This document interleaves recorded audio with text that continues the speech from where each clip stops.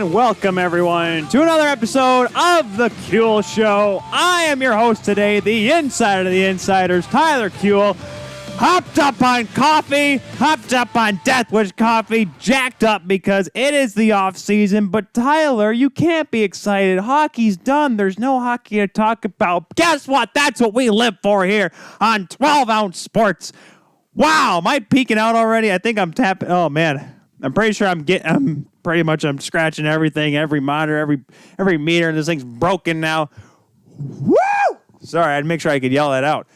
I'm all jacked up. Sorry, I listened to the 1812 Overture before the show, and just the finale were just like that gets me jacked up. Hi, everyone. Welcome to the Kuehl Show, and we are live here once again on 12-Ounce Sports, which is that there in the corner. That in the corner, right over there, 12-Ounce Sports. Whether you're watching us on YouTube, whether you're on Facebook, whether you're on the tweeters, whether you're on Zingo TV, channel 761. If you want to watch us on there, you can sign up for free. Use the promo code 12-Ounce, which is the 1, the number 2, the letter O, the letter Z, or Z if you speak improper English. We are ready to go. And SPH and Rando's already in there talking about NAHL time because, well, he's got some stuff to talk about in the Fed. That's on his show coming up later on here on 12-Ounce Sports. But, man, we are ready to go here today. We got a lot to get to. And, yes, I know, I am by myself on a Monday. I know usually this is a quick shift thing, which we don't even have quick shift anymore because the season's over. But it's okay. Alex, unfortunately, was deemed unfit to host today. He was not able to make it, but that's okay. We'll be able to get on by without him because we got a full list of stuff to get to today. Man, we got so much going on this week, guys. It seems like, yes, the season just ended, but here's the kicker. Yes, I can hear you through the window, hon. Callie's saying goodbye through the window here. That's into the office. But anyways, are you okay now, hon? Oh, she's gone. Okay. She's going to work today. I'm trying to share everything all at once here. This is so much easier to when I'm like trying to do it with Alex here. So I'm just like, what do I do? There we go. Okay. And make sure I share. Don't want to share it to Wood Radio. Don't want to do that. That'd be bad. All right. We're posting. Okay. Whew. And we're all caught up with everything. All right. Now we're all good. We're all good here on 12-Ounce Sports. We must thank, before we get to all of our stuff today, because we're going to talk about the draft, we're going to talk about free agency, but before we get to all that, we got to thank a few sponsors. MyBookie.ag down there. Make sure you go on there. Use the promo code 12-Ounce Sports, which is once again the number 1, the number 2, the letter O, the letter Z, and sports. If you can't spell sports, well, I'm sorry. It's in the logo for 12-Ounce Sports right down there. Just look at that. And you can go on there, bet on your favorite sports. NFL, when players aren't sick, they're going on. Major League Baseball's wrapping up. Their playoffs are now in the NL and AL divisional series. The NBA Finals are, Miami won last night, but it's pretty much over. Let's be honest. LeBron James just felt like, let's just take the rest of this game off and we'll win games 4 and 5. I did pick the Lakers to win in 5. I said the Heat were going to win 1. But make sure you go on there, bet on all your favorite sports, win and get paid using mybookie.ag. And, of course, Second String Leather Company right there. There we are. I almost pointed at the wrong spot. I was pointing up to the heavens. I was pointing right there. Second String Leather Company. Once again, they're still doing the 10% off. The 10% off, is it? Yes, 10% off deal where you can buy one item and you get 10% off any bundle, any apparel item, which includes cool shirts like these right here. And, of course, Alex has the awesome Fisherman Jack shirt. I have the other Second String Leather shirt. You can get toques. You can get baseball hats. You can get, I'm pretty sure they have, obviously they have, your wallets and all that other stuff. But in terms of apparel items, they got shirts. They got hoodies, crew necks, I believe. All sorts of cool stuff on Second String Leather Company. #crafted from the crease. And, of course, you must remember that you can also get your own swag because TKS has their own merchandise. Look at all this cool stuff. But if you're listening, let me tell you about the cool stuff that we have. We have crew neck sweaters. We have hoodie sweaters. We have T-shirts. We have long sleeve shirts. We have women's shirts. We have men's shirts. We have shirts for your dog. Actually, we don't have that yet. If you get a small enough shirt and your dog's big enough, I'm pretty sure it works out. Go on teespring.com/store/The Kuehl Show. But when you put The Kuehl Show, make sure you put a dash where the spaces would be so you get to the right web address. If not, just go on all of our pages or just look in the description of the podcast that you're listening to. Or if you're watching, of course, the replay on The Kuehl Show YouTube channel. Make sure, of course, you follow us on our social media platforms at The Kuehl Show on Twitter, Facebook, Instagram, because we post stuff all the time. Dumb stuff mostly, but stuff. STUFF stuff. Man, that coffee was good. This can be a really, really long show, guys. If you just fast forward probably an hour into this, it's going to be me just sitting here just talking just about random things off into the ceiling, just talking to things on the wall. Sorry, Kelly made me watch a very weird Netflix series about people talking to things that don't exist. It's incredibly odd. But regardless, make sure you go on there. Of course, use the hashtag TKS or hashtag the Kula Show when you're talking about today's episode. We have so much to get to today. Let's see. Rando says, check the DMs. Oh, man. He's already got a Teespring going for it there. Fraser Hockey. Oh, that's clever. So, quick, just a little teaser for Random. I'm not going to take his whole thunder. The Fraser hockey team, the Motor City Rockers that was supposed to be in the Federal Hockey League, ended up folding before it even happened, and Brando's going to get into more of that on his show tonight. There's already a shirt on teespring.com, and the page is literally the RIP Fraser Hockey. The description's great, because sometimes you can put whatever you want in the description. We usually typically put our show link. His is vague and copyright-free enough so lawyers don't get me. Oh, Rando, you're on fire, Rando. Look at that. Oh, I forgot the sticker for a Kill Quest. Oh, man. Everyone's getting on me, and it's so early in the show. We only got 7 minutes in. I was supposed to put the sticker on the show. You know what? Heck. 8 hours later. All right, there we go. I had to turn off the mic if I wasn't yelling anything bad. All right, here we are. Hold on, Dad. I got this. How do you peel off this sticker? Ah! We are on fire here today. This is what happens when Alex isn't here. I get let loose. All right, I got this right way. Make sure the tree's the right way. We'll put it right underneath the second string. There we go. Look at that. Look at that bad boy. All right, look at that, folks. Look at that logo we got there. The Keel Quest logo. Yes, or Keel Quest or whatnot. That is Dad. Well, the one you always see in the chat, Dad, or the Keel Quest YouTube channel in there. That's what that is right there. They have their own. I'm out of shape. I maybe ran like 50 feet, but I'm exhausted. But it's on there. It's there. Dad, stop. I did it. Be happy. But go on there if you're an outdoorsy folk. Make sure you go on there. They always tweet. They always post a bunch of good stuff on there. Not just their YouTube, but also their Instagram. Oh boy, maybe I shouldn't have chugged that coffee so quickly. All right. Whew. All right. I think we're good. Did we get through all of our stuff already? I think we're good. Yep. All right. So on today's show, if we ever get to any of it, we obviously aren't talking about the draft, the NHL entry draft, which starts actually tomorrow. Round 1 is starting tomorrow night, and then round 2 through 7 is on Wednesday. We're going to have a lot to talk about. We're going to do, obviously, a recap next week. Maybe we have a guest for that show. Just have to wait and see about that one. But I will give my top 10 picks. So the first 10 teams in the draft, which includes 2 picks from Ottawa, I will pick in that order. Because if I go through the entire first round, listen, folks, that would be a whole 2.5 hours in itself. But because we got so much more to talk about today, we have some buyouts. We have a pretty recent buyout, actually, today. We have a trade to talk about. We'll get to that first thing on the show. We have contract extensions, rumor season, and free agency starts on Friday. Holy cow! We've only been out of the playoffs for a week, and we're already knee-deep in the offseason. You'll see who I think. We'll get to the big names that are going to be on the free agent block possibly this year, and I'm going to tell you where they're going to go. Well, where I think they may go, because obviously the point is so they don't stay at home. I mean, there'll be probably a couple guys that'll say, oh, yeah, they'll get picked. They'll get picked up by this team, or they'll stay with their team or whatnot. Taylor Hall has turned into a very interesting story, because now what we're learning, and as I kind of will attain to later, is that Taylor Hall sounds like he's not going to be a Coyote. Simply because the fact that reports are coming from multiple individuals that they are currently shopping his rights because he is a free agent. Remember Kevin Hayes last year. Winnipeg traded him to Philadelphia for a 5th round pick, I think it was, simply because they weren't sure if they were actually going to sign him or not. Because obviously you want to get rid of a guy. But like I said, we'll get to all that later here on today's episode of The Kuehl Show, because we got so much to get to today. Let's start off with the big news. Well, I guess I won't say breaking news because it happened about an hour ago now. A trade that happened between the Minnesota Wild and the San Jose Sharks. Devin Dubnyk, the I guess you can say now backup goaltender. I'm not sure exactly if he is officially, he would have been officially, but he's no longer a Minnesota Wild. He goes to San Jose along with a 2022 7th-round pick to the Sharks. Minnesota just receives a 2022 5th-round pick because now we're at that point where they can trade the 2022 picks. This isn't like junior hockey where you can trade 2026 draft picks, which are pretty much 13-year-olds at this point.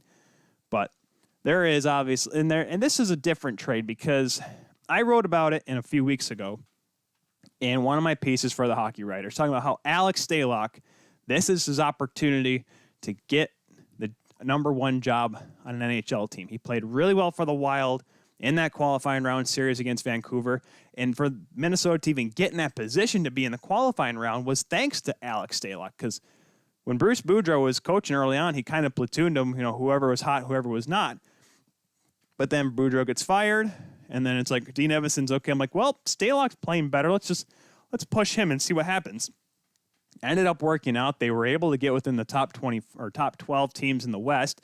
Now, obviously, when everything paused in March, it wasn't like they thought, oh, this is perfect, right where we want to be, because we know that there's going to be a playoff like this. No one knew that. But the way Stalock played and the way he was able to hold Minnesota in that series really shows why he can be a number one goaltender. So I believe that's one part of this trade that we see, is that this is Bill Guerin, Dean Evason, and the Minnesota Wild saying, hey, Stalock, that's our guy. Or at least I think so. Because obviously there's a lot of goaltending available in free agency. But you got to look at it from Minnesota's perspective. They have a very good young prospect in Kaapo Kähkönen. Played a little bit the last couple, I think it was just last season he made a few starts, and he looked pretty good. Now, obviously not ready to make that full-time jump into the NHL yet, but he looks good down in Iowa in the American Hockey League. Looked pretty impressive in his time with the Minnesota Wild in the NHL level. So I think you should give this guy an honest chance here. And obviously maybe not a 1A, 1B scenario because he is so young, but you have a veteran goaltender in Alex Stalock that, and is kind of, I don't want to say unfortunate or whatnot, but who has been a backup goaltender for a lot of different teams, including the San Jose Sharks. So he can kind of take Kaapo Kähkönen along because if Minnesota's really wanting him to be like, I guess you would say their Thatcher Demko, if you're kind of looking at it from Vancouver's perspective, kind of a comparison, you can take a veteran goaltender and be like, all right, here are the ropes, kid, and kind of bring him on along. Now, obviously, it's a little different because Stalock is from the U.S. and Kaapo is from Finland, whereas Markstrom is from Sweden. And so European, and it's a flip between the European and American, and now the American the star, European's the backup. If you don't think about it too much, folks, it works out perfectly. Now, San Jose, what are they getting? Well, this means one of two things. Marty Jones or Aaron Dell are out. I'm not quite sure what the move's going to be. World Hockey Report decided to tweet out right before the show and say, hey, is San Jose going to buy out Martin Jones? And I'm just like, don't do this to me. Because you know what's going to happen, folks. We're going to go off the air around 8:30 tonight. Rando's going to go on. And you know what's going to happen? Breaking news out of San Jose. Martin Jones is bought out by the San Jose Sharks, which will, at that point, I'll just grab my laptop and just chuck it out the window because I'm like, well, we'll never have an opportunity to have breaking news anymore because this trade's really not breaking. It's, like I said, it was an hour ago at this point. But I'm just interested to see what the Sharks are going to do now because now you have 3 goaltenders in the NHL. As I jump onto my cap friendly, Aaron Dell is an unrestricted free agent. So, and he is 31 years old. He's actually older than Martin Jones. That's the thing in all this. So I don't know if San Jose is just going to let him walk. I mean, it wasn't like he was a substantially, I don't want to use the word exquisite, but excellent goaltender to really push Martin Jones. Because at one point, yes, that tandem in 2017, 2018, 2019, they were a pretty good tandem. Got to the conference finals in 2019. 18, yeah, kind of flamed out a little bit when they went up against San Jose in that second round. 17 out in the first round. But that's obviously gone past, and the Sharks are heading in a different direction. This team is obviously ready to... I don't see them being competitive again, guys. But they bring in Dubnyk, and they get a draft pick for it. They get a draft pick and a goaltender because they know they're losing one. Dubnyk is one more year at $2.16666666666666667 million. It's a 2/3 deal, guys. And they have Martin Jones signed through 2024. And that 5.75, that's a lot of cash. That even if you buy him out, it's still going to count against your cap. And it's not like the Sharks have a lot of money to spend anyways. As of right now, heading into next season, they only have a little over $10 million. And they have Kevin LeBanc to sign. Remember that 1 year, $1 million contract? Yeah, arbitration rights, guys. He needs money. Melker Karlsson's a UFA. He may go. Stefan Notion, he's a UFA. I don't know if you're going to, you may need him for a roster spot. And then you got guys like Dalton Prout, Jacob Middleton's an RFA, Brandon Davidson's a UFA, and good old St. Thomas boy, Joe Thornton. At this point, I don't think he's going to be worth anything more than $1 million, but guys, he's getting up there. He's one of the oldest players in the league right now, 41 years old. The next closest player in age is Logan Couture, who is 31. He signed forever. When's he signed through? 2027. Signed for $8 million a year. Man, listen, kids, everyone always looks at the GM and say, how could you sign that contract? And then if I look at it from a perspective of as a player, you're getting a steal because you just made that team look like absolute suckers, because now you have a team that's shown that they really want to keep you there, and they're going to keep you there for a long time. But now they're going to regret signing you for $8 million. And gosh, guys, look, Erik Karlsson's another prime example. He's $11.5 million through 2027. Guys, the Sharks aren't going to win for a long time. They are literally the LA Kings. The only difference is the LA Kings actually won a couple cups, guys. You guys have to remember that. San Jose hasn't won squat. And I don't think they ever will at this point. Unless, not until the 2030s, because they're not going to win a single game in this decade unless somehow they have this massive youth movement and the salary cap jumps up to $90 million by the end of it. Who knows? But it'll be interesting to see what they're going to do from there. I don't know who wins this trade, but I guess the big thing is Devin Dubnyk out of Minnesota to San Jose, and an end of an era, because he came on after it looked like his career was down the toilet, was playing for the Hamilton Bulldogs in the American Hockey League, goes to Nashville, plays a couple good games, gets sent to Minnesota, and all of a sudden becomes a Vezina candidate for a couple of years. Was a very good goaltender. Kept pushing Minnesota in the playoffs, kept putting them in there. Did they win? Well, unfortunately not, but he showed that he could be a top goaltender again, and yes, his career's tailed off, and it is heading into the twilight of it. But obviously there are some great memories. I'm sure some Wild fans will have them. Just the end with most teams and most goaltenders, older goaltenders, it'll look a little sour. But all that said and good to see. I'm pulling for Stalock. Maybe that's why. I want Stalock to have an opportunity to show he can be the guy in the NHL, because I think he's good enough. I really think he's good enough. So we'll just have to wait and see how that pans out for the old Wild, because we all know how it's going to pan out for the San Jose Sharks. Hey! So, other bit of news before we get to my draft preview here. The Vegas Golden Knights. You guys see this? The Vegas Golden Knights got third jerseys. The team's been around for a couple years, and yes, it's the new age where everyone seems like they just get new sweaters all the time now. But Vegas' sweaters are interesting, because remember when they were announced as the Golden Knights? Everyone's like, oh my gosh, I have bright gold sweaters and everything's going to look dumb. And then their sweaters they look pretty cool. They got the dark gray and the red trim looks kind of neat. And they got the white ones with the white gloves. Okay, that's pretty neat. Now they have officially jumped the shark. Well, I don't say they jumped the shark, but they have gotten gold sweaters. Unfortunately, I can't post the picture because A, I didn't save it. B, well, I don't know if is that a copyright thing? Can I do that on this show? I'm not sure. I say National Hockey League all the time. I say the team names, but then again, I don't post any of the logos and whatnot.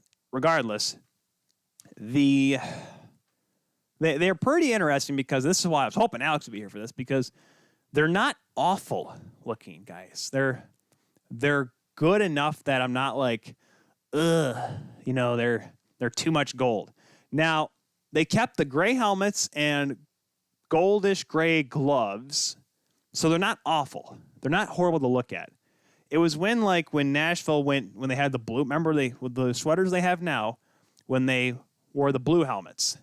It wasn't too much yellow. It was okay. Now I think we've just gotten accustomed to having yellow helmets and yellow gloves that we're just like, okay, whatever. But Vegas is doing it right. If they do phase in the gold helmets like Nashville did, I think we'll be okay with that. Because if we did it at first, we're just gold skates. I mean, it could have been maybe a disaster just waiting to happen. But now it's like, okay, this is something you can phase in. Because then, think of it this way. You don't have to spend as much money on equipment, even though it's the NHL. They don't care about that. I mean, yes, you want to save money nowadays because obviously teams have been doing a lot of cutting because of the coronavirus pandemic and how it's affected everyone's economy, budgets, furloughing every employee known to man except for like 3 people. That said and done. But it's interesting to see how they're going to look on ice. Because at first glance, you see the Vegas Golden Knights sweaters, the white gloves, and it's like, that blends in, but eventually you just get used to it. And I wonder if that's going to same thing happen with the gold sweaters. I like the idea of the gold sweaters. They do look pretty neat. But I'm interested. I mean, whenever this next season starts, I'm not saying I'm going to buy them because they're probably $250 right now on fanatics.com or shop.nhl.com. Yes, I know the website by heart. Sorry, there's a crumb on the top of my laptop. I'm not trying to block my face right now. There's something up here that's annoying the heck out of me. Yes, Dad, squirrel. I know that's my thing. But, so we got one more thing here before we touch the draft picks. And this is something that when I first read it, I was incredibly confused. I have to look it back up because I lost the link somehow. Where is it? Here we go. Rick Westhead of TSN. He's a correspondent for TSN and also does stuff with CTV and whatnot. But he also does a lot of like features for TSN. He is what's the ESPN guy's name? Help me out here. Todd McShay, is that his name? No, that's not his name. Oh, heck, I forget his name. There's a guy that works who always does College Game Day at ESPN. He does like the big stories and whatever. Regardless, that's what Rick Westhead is. Great guy, great journalist, broadcast journalist, and he apparently is a contributor to the New York Times. Like, click his Twitter thing. But that's pretty neat on him. So this came about on October the 1st. So if I can quick do the math in my head, that would be Thursday. I think it came up right after I did my quick shift edition of the Kilo Show, my last one, right after we were celebrating Tampa's victory. And he was talking to Lisa MacLeod, who is the Minister of Sport in Ontario. Minister of Sport pretty much being like I hate to use the word president because we're referring to Canada, but one of the overseeing individuals of all sport, not just hockey, but collegiate and minor sports, football, basketball, baseball, what have you. And he was talking in an interview with Lisa MacLeod, Rick Westhead was, and he asked about, just how the game would look. Because right now they're planning on having the regular season start in December, which, by the way, as I mentioned on my last show, USHL is going to start possibly in November. Harrison Watt did everything he could, but it's looking like NCAA is going to start closer to January. There's a lot of junior hockey around North America that's starting around December because it's seeming like you can pull it off. Now, obviously, numbers are starting to rise with COVID, so that is obviously remaining to be foreseen because now everyone's kind of double checking, like, all right, maybe we shouldn't go yet. Who knows? But the topic came up of physical contact in sports, and he asked about body checking. Now, this is a whole thread, so I'm not going to try to go to each one. But the first one that caught my eye is MacLeod saying, quote, "The fact is that you can't have physical contact right now. We certainly will not be allowing people to be body checking at the moment. We are trying to contain a health crisis." Now, in scientific terms, this is where Alex would probably defend MacLeod on this one. But here's what I say. We just had the National Hockey League play for 2 months, COVID-free. Now, granted, yes, that was in a bubble. No one was allowed in or out without special permission and special guidance and watch over. But here's the thing. In the OHL, where these teams have the resources enough, most franchises, obviously some are a little bit less like, I don't say less privileged than others, but there are your London Knights and then there are your Barrie Colts. Two different ends of the spectrum here, people. Now someone from Barrie is going to be like, now wait a second. Listen, I'm just kind of going off on the fact that London is the pinnacle of franchises in not just the OHL, but CHL. And Barrie is not. Now, yes, are they... I'm trying to think of a pretty poor franchise. I mean, Brampton was pretty bad there towards the end. They're up in North Bay now. Regardless, you have the ability to test these players consistently. And the fact that you come out and say, I cannot see people body checking, which is a part of the game. Now, we didn't mention this on the show, but a couple months ago, folks around the Ontario Hockey Federation, which is the almighty power that covers all Ontario hockey, all the way from the OHL down to your little Adam level, novice level kids. And they were talking about how they were going to have hockey. There's going to be no contact, 4-on-4, which a lot of beer leagues I've seen, follow bardown.com. They're still playing men's league up there, but it's 4-on-4, social distance as much as possible. You can't even touch anybody. And that's the rules. And, of course, the backlash was you can't play hockey that way, can't play hockey that way. So, I wonder, can the OHL even consider playing if the government will not even allow them to play? I don't see why they would. Now, the Greater Toronto Hockey League, the GTHL, probably the biggest youth hockey organization in North America, and I can say that honestly, kick rocks with your Little Caesars, your Honey Baked teams. The GTHL is probably the best minor hockey league in Canada. Now, I'd love to see everyone's take on this. I'm waiting for Cody Jansen to come texting me and be like, hey, now. But let's be honest, that's where a lot of talent comes from. John Tavares, Stamkos, Taylor Hall. You have Brain Tyler. You got, of course, Connor McDavid, Jason Spezza. I think Brendan Shanahan was in it way back in the day when he was a kid. It was a different entity then, but it ended up becoming the GTHL from the interviews I've heard with him. But I wonder, in terms of the OHL, what are they going to do? Now, a couple other points from this interview that Rick Westhead was kind enough to tweet out about. No spectators, but that's not much of a shock for any of us, I would believe. Last thing you want is to have any fans, paraphrasing here, no fans without having unintended consequences. McLeod said the OHL has said the U.S.-based OHL teams, will either relocate to Ontario for the season to avoid cross-border travel, or they'll remain in the U.S. and play only American-based teams, which means Saginaw, Flint, and Erie will just play each other a bunch of times, which, for all of you that follow the MLS, that's what TFC, Vancouver, Montreal had to do for a little bit because they weren't allowed to cross the border. Now it's eased up. Toronto's able to play teams in the northeastern part of the MLS, so it's getting better. But in terms of the OHL, obviously they're not allowing that. And I don't listen. And people are like, well, we shouldn't have hockey at all. I think I get it with minor hockey. It's tough because these kids are going to school, and here in West Michigan, we're having so many, public school systems have to shut down and go back to online learning because of these big outbreaks of COVID-19. And youth hockey, I get you can't do it. But if you want to have the OHL go, you can. The resources are there. These kids, a lot of these kids that may take college classes, the overagers, the 19-year-olds, 20-year-olds, those kids may be taking online classes. And you can we've learned that you can have high schoolers do online classing. So these 16, 17, 18-year-olds, they can be taking classes still. So that's my take on that. I'd love to hear everyone else's take on it. Make sure you use the hashtag TKS. Throw your points in the comments, or whether you're watching on Facebook, Twitter, or YouTube. Let us know what you think. I know everyone's like, well, we got to think of health first. And I totally agree, but if you can have it, I'm watching all the time now with high school football. They're allowing more and more people to come to the games and such. Well, yes, there is, and people are saying, oh, there's going to be a second wave. This is the second wave. We are in the middle of it. The numbers are going up, especially in Ontario.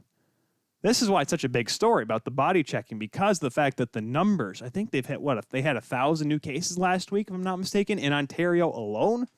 I may be wrong on that number for just last week, but the number is starting to go up. It's starting to go up here in Michigan. It's starting to go up in New York.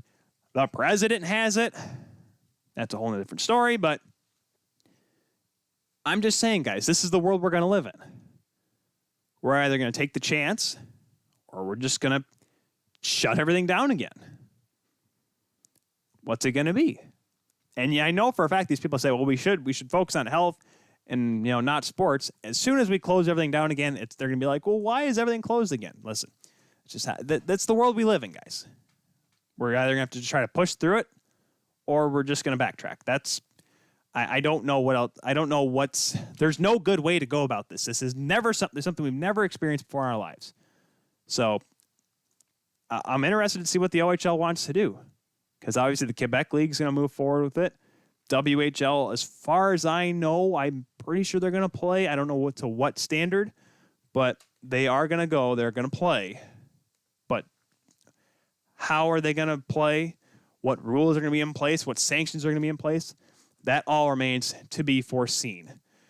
So, anyways, I think I'm starting to calm down now, which is good.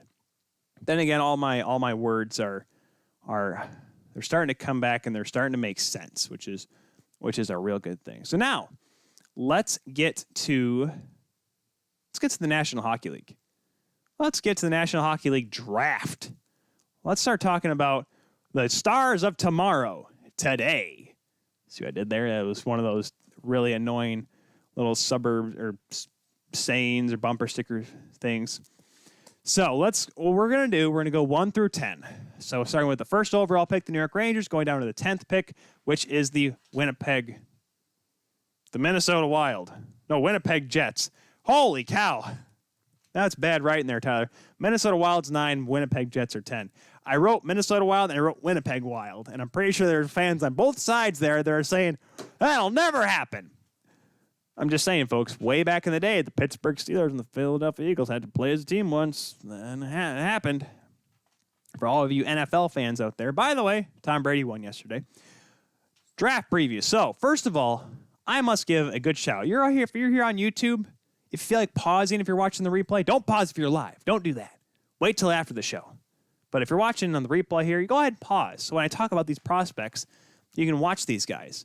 Go to Draft Dynasty here on YouTube. This guy is outstanding.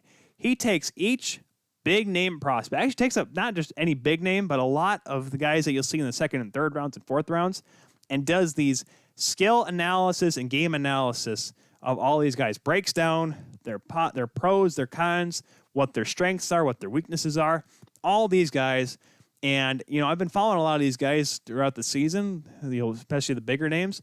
But a couple of the guys, I was like, what makes this guy special? I clicked his videos, and they're a little bit longer videos, but he gives such an in-depth analysis on each of these players. You definitely want to check him out, especially if your team drafts a guy. You want to know something about him before you tweet, who is this guy? Go to Draft Dynasty on YouTube and make sure you can follow him, and you can be like, hey, this guy makes sense because this player, hey, this draft pick makes sense because according to Draft Dynasty, hey, look at this. He's got good ability. Plays well in his defensive zone, breaks the puck out well, gets the puck in deep, works hard in front of the net. If he's a goaltender, he stops the puck. And don't worry, Randy, I'll get to your question later. I know your question it's in the bank. We have a few questions, #AskTKS this week, courtesy of not just Rando, World Hockey Report, and a couple others as well. We'll be sure to get into all of those. Make sure I got them all lined up here. Anyways, so first overall pick went to the New York Rangers. They won the draft lottery, the phase 2 of draft lottery. I thought about doing the dumb thing of, here's who it's going to be a surprise pick. It's Alexi Lafreniere, guys. Left-handed winger from Rimouski. He is almost had a burp. He was the 2018 CHL and Quebec Major Junior Hockey League Rookie of the Year, the 2018-19 and 2019-20 CHL Player of the Year, and winner of the Michel Briere Trophy, Memorial Trophy for QMJHL MVP. He is the second player to ever win the QMJHL MVP and the CHL Player of the Year award. I bet you guys couldn't guess who was the other one. I'm sure my dad's listening right now, and he's going to probably hear what I'm going to say. He's not going to like it. Another player from the Rimouski Oceanic, Sidney Crosby. The 04 and 05 CHL Player of the Year and QMJHL MVP. The only player to ever do it before Alexis Lafreniere. Guys, he is legit. I know everyone's like, there's a little bit of a time there at the beginning of this season, last fall in 2019, which is a year ago now. Like, oh, this Byfield guy, he's pretty good. He's got size, left-handed. Lafreniere is good, but he plays in the Quebec League. And then we all watched the World Junior Championships this year. We said, Lafreniere, that guy's ready to go. He was the World Junior Tournament MVP, most points, if I'm not mistaken, 1 gold with Canada. I know he didn't score the big goal. That was for Akil Thomas, which was still one of the sickest goals I've ever seen in that tournament. But Lafreniere just looks ready. He tears it up in the league. In 3 seasons, he's put up 114 goals, 183 assists for 297 points. He's put up over, not just 100 points, over 100 points in the last 2 seasons each. First season, he only put up like 80-some-odd points. Oh, my gosh, that's awful, right? He is dynamic. He's fast. He's got hands. And here's the thing. Here's something we learned about him in the World Junior Tournament, guys. He can hit. He's willing to hit. He's not just a skilled guy that dangles around people, tries to avoid check, doesn't go in the dirty areas. He's willing to chip that puck in the corner and go balls to the wall in there and run him through the boards. Now, legally, obviously, but he's willing to go play physical and play tough when he needs to. And don't forget, that was with open international ice he did that. And he does it with Rimouski this year. I'm just saying, guys, the Rangers are going to be dangerous. We'll get to their goaltender that they got rid of a while ago, but look at the guys they have. They got Capocacco. They have a good, solid decor. They got Zibanejad up front. They still have capable offense, and they're going to get Alexis Lafreniere, who is seemingly all ready for the NHL. Oh, boy. The Rangers, man. It's going to be like the 90s all over again. The Rangers will be good, and everyone's going to be happy. The NHL will be good because New York is good again. My number 2 pick, the Los Angeles Kings. Now, Alexis Lafreniere seems to be a shoo-in for everyone. Here's the kicker with the 2nd and the 3rd pick, which is the Ottawa Senators. There's 2 guys that everyone's looking at to be one of the 2 picks. And there's a lot of people that are picking one for the other, one for the... And I'm going to stay with the trend because they are the next 2 best players in this draft. Once you get to past 5 through 10, there's a lot of, kind of like juggling to see who goes where. But it's between Tim Stützle and Quentin Byfield. However, I think my pick, the LA Kings they're going to get Tim Stützle. And this is where I think, because I feel like, I'm not saying he's ready now, and I don't think the LA Kings want him to be ready now. The LA Kings aren't ready for him to be there, for him to actually really progress into a solid NHLer yet. Yes, Leon Draisaitl was there for a bad year with the Oilers, and we understand that. Yeah, of course. You want him to learn what it's like to lose, and because if he wins all the time, then he gets spoiled. But the LA Kings aren't ready for that yet. You can keep him. He plays in Mannheim with the DEL, which is where Mo Seider was, which for a while everyone thought, Tim Stützle will fall back to the Red Wings. He'll fall back to 4. People keep looking at this guy and we're like, if there was no guy named Lafreniere, Tim Stützle may be the number 1 pick. He would have been probably the first overall pick, the first German to ever be picked first in the NHL draft. He had 34 points in his first season with Mannheim, which I know 34 points, that's not a lot, but they don't play as many games, guys. And with bigger ice, the German league is a lot tougher. I think all those leagues are. Point scoring in Russia, Germany, Switzerland, what have you, Sweden, Finland, though if you put up like 80 points in that league, you are a superstar.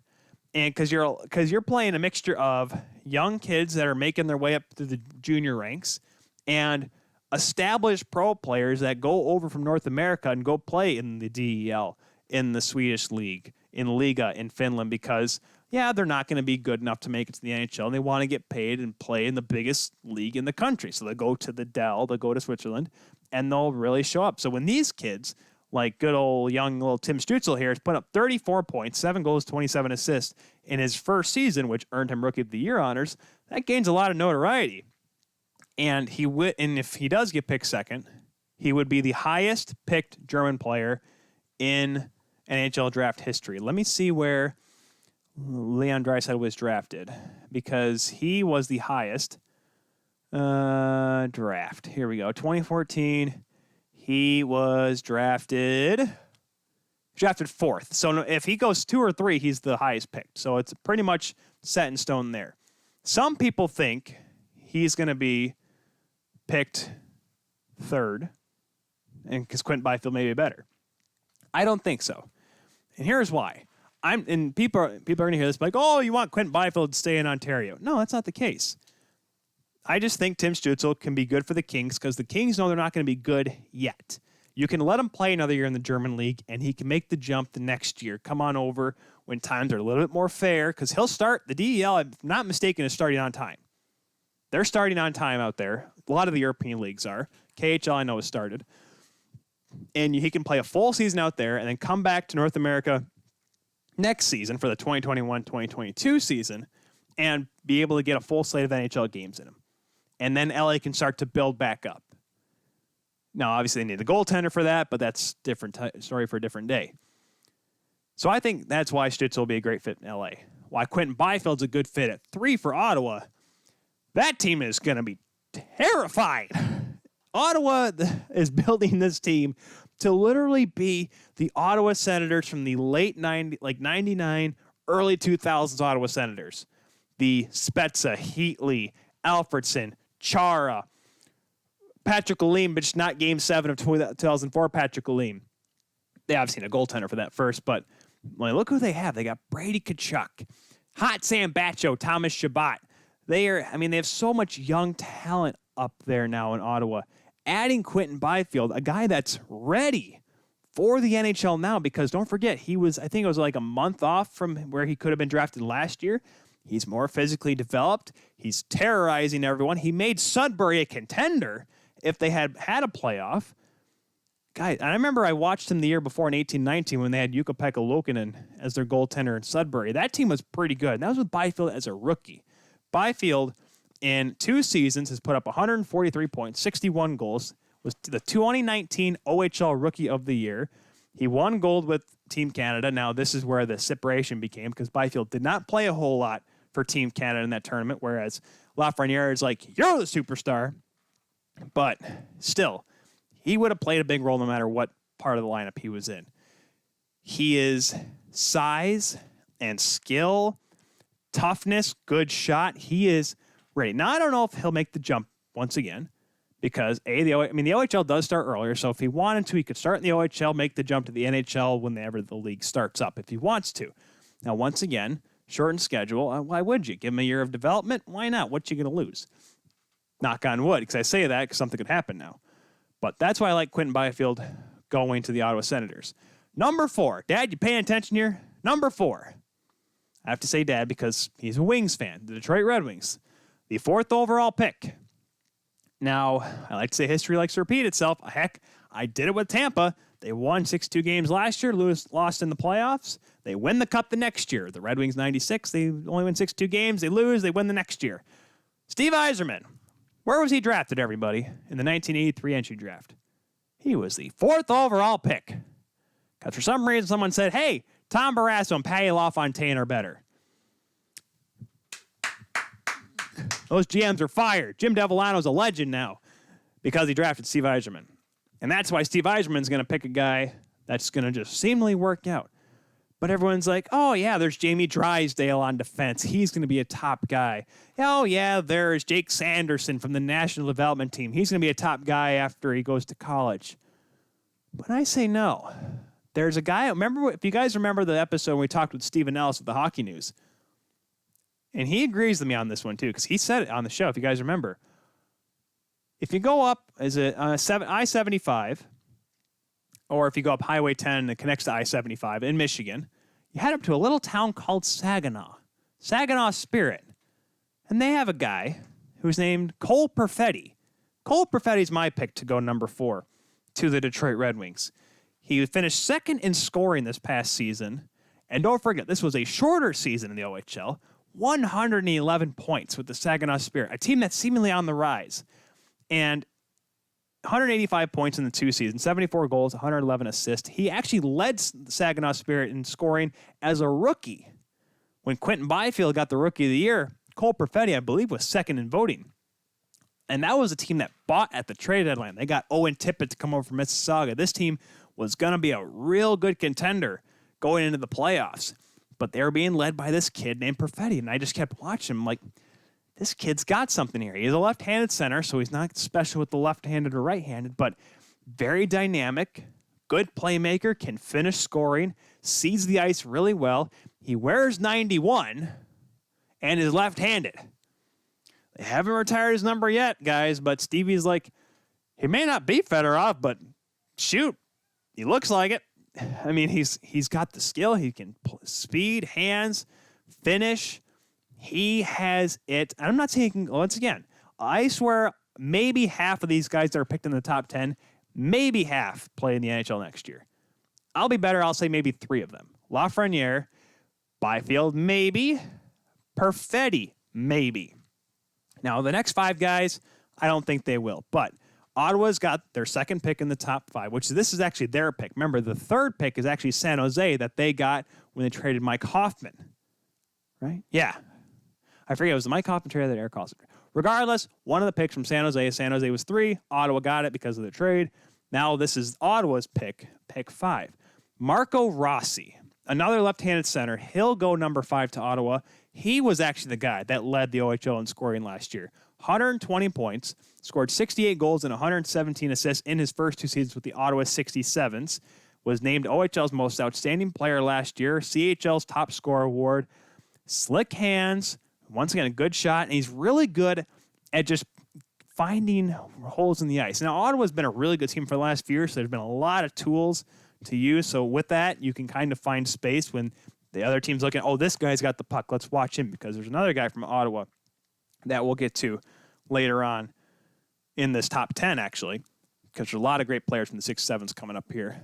And Marco Rossi, though, he's just seemingly very dynamic. He's very comfortable with the puck, and he can show that he can create. And he's not a bad defensive player, too. I mean, with a lot of centers coming out of junior hockey, it's offense, offense, offense. Hopefully the goaltender makes a save, because that's where the plus-minus numbers really come in for at least the forwards. And that's something he can develop over time. Like I said, Rossi, he may not go up to Ottawa. He may not go he may not go over to Canada and play with the Senators next year. He may stay in Ottawa, at the Civic Center, play with the 67s for another year, and develop a little bit more, really work on his defensive game, because I believe that's something that the Senators are really going to need, because you're going to have Byfield, center, Rossi, center. Let me make sure that, I'm just going to make sure that Byfield is a center. Yes, he is a center. So you're getting 2 centers. And the one thing is, like I talked about I think it was last Thursday with Harrison, building a team with centers and then putting them on the wings if you need to. It's Team Canada's strategy, almost every single national team they've ever built. So if you can load up on centers but just kind of plank them off into the wings or whatever whenever you need them, that's not a bad way to build if you're Pierre Dorion and the Ottawa Senators. So that's why I believe Marco Rossi will be the number 5 pick of this year's NHL draft. Number 6, Anaheim Ducks. I'm pretty sure Anaheim fans, if they're still out there, usually those California teams, there's only a lot of fans when they're playing well. Sorry, Kings. Sorry, Ducks. Actually, the Sharks still pull a lot, because it's one of the couple major sports teams they have there in the Bay Area. But Anaheim, they're in a weird spot. There was a lot of hope last year that, hey, maybe they'll be more competitive this year. They still have John Gibson, and Getzlaf's in the twilight, and they lost Corey Perry, but they still got Cam Fowler and a couple guys that can still play. Raquel seems like a kind of a guy that can lead the team in offense, and then Adam Henrique is still their veteran presence, and they still tanked and followed towards the bottom of the Pacific. Not the ocean, the division. Even though they turned right, they're in the ocean, and that's pretty much the same spot. So with that, I really think they need to build from the defense to forwards. And that's where you're going to see a guy like Jamie Drysdale. He's ranked actually 4th in the North American Central Scouting Rankings by the NHL Scouts. and a very dynamic player. He was a huge part of the World Junior Championship team this past year with Team Canada. He's I listened because I was watching him once again. I'm like, and I don't know if it's because he's right-handed and he's not the biggest guy, but he's very similar to me to Tyson Barrie. He skates well. He handles the puck well. Right-handed. Seems very comfortable. If he's pressured, he doesn't often make a bad decision with the puck. And, and that translates to his statistics. He's had 87 points in his 2 seasons with the Erie Otters, 16 goals, 71 assists. He's never really led defenseman in scoring, never been the biggest plus-minus guy either, but that can develop. His defensive game will come along. Give him another year in junior, and Anaheim is a team that you're going to go through some growing pains, so hey, why not, not say throw him to the Wolves, but ease him into the lineup when he does make that jump to the Ducks, and just be like, all right, here we go. Let's push him in and put him in some uncomfortable positions, put him some defensive zone face-offs against the top lines. And yeah, you want to be competitive in some hockey games, but that kid needs to learn. We got to put him through the ringer. And I feel like if you do that, he can develop more because you're going to want him to be an excellent two-way. Yes, you want a guy that can produce on the power play and create offensive opportunities, which Drysdale does. But if you don't develop his game defensively, like Tyson Barrie, you become a one-dimensional defenseman. And if you're one-dimensional the wrong way, you're not worth much in the defenseman. That's why we get Tyson Barrie later on with our free agency madness. Number 7 is where Jake Sanderson's going to come in. New Jersey Devils have that pick, and there's a lot of people that are picking Jake Sanderson to go closer to the top 5. I don't think so, and I think a lot of people learned last year that drafting Jack Hughes, the New Jersey Devils, and bring him to the NHL is kind of a dumb move. But I believe Sanderson's going to fall back a little bit, and that's where the Devils will take him because they need to start building up defensemen. They need to start growing them. And Sanderson, who is, by the way, a North Dakota commit, that is a guy you can become more of a man in college. That's why guys that go up to college, they can go right from the college rink to the NHL because at that point, they're 23, 24 years old and ready to compete against men in the NHL. That's why if you're coming out in juniors at 18, you have to be outstanding. You have to be exceptional. That's why Alexi Lafreniere, I believe, is ready for that. But a guy like Jake Sanderson, not there yet. But he's got good size, got a good shot from the point. He uses his speed to jump up into the rush. He's not afraid to move his feet. Defense game, it's very solid. He's good at words, Tyler. I froze for a second. He's good at gap control on the rush, 2-on-2s, 3-on-2s. He knows where to sit in his position.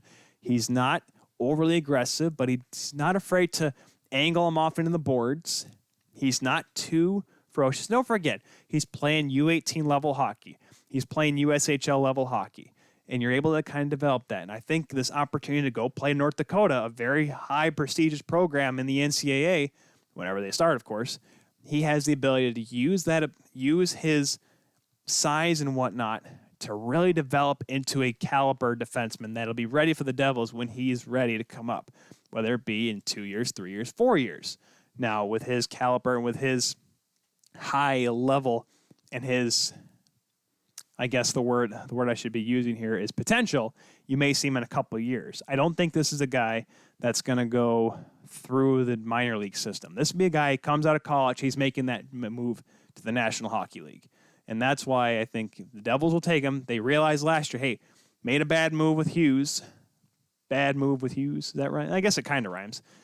But they're going to let Sanderson develop, similar to how guys like Cole Caulfield went to Wisconsin. He'll develop up there, and he'll be ready when he goes to Montreal. Sanderson, very similar indeed. Buffalo Sabres at number 8. I'm going to run through here. We got a couple more to go. Buffalo Sabres, Braden Schneider is the guy I think they're going to go with. Braden Schneider, he's a guy that's physical.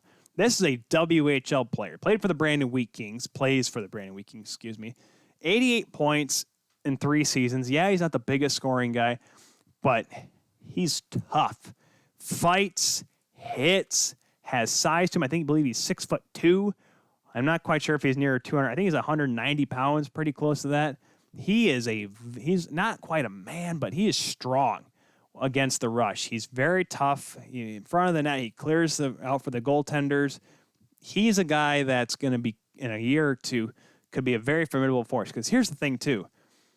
He does put up some points, can create offensive opportunities, but he's a right-handed defenseman.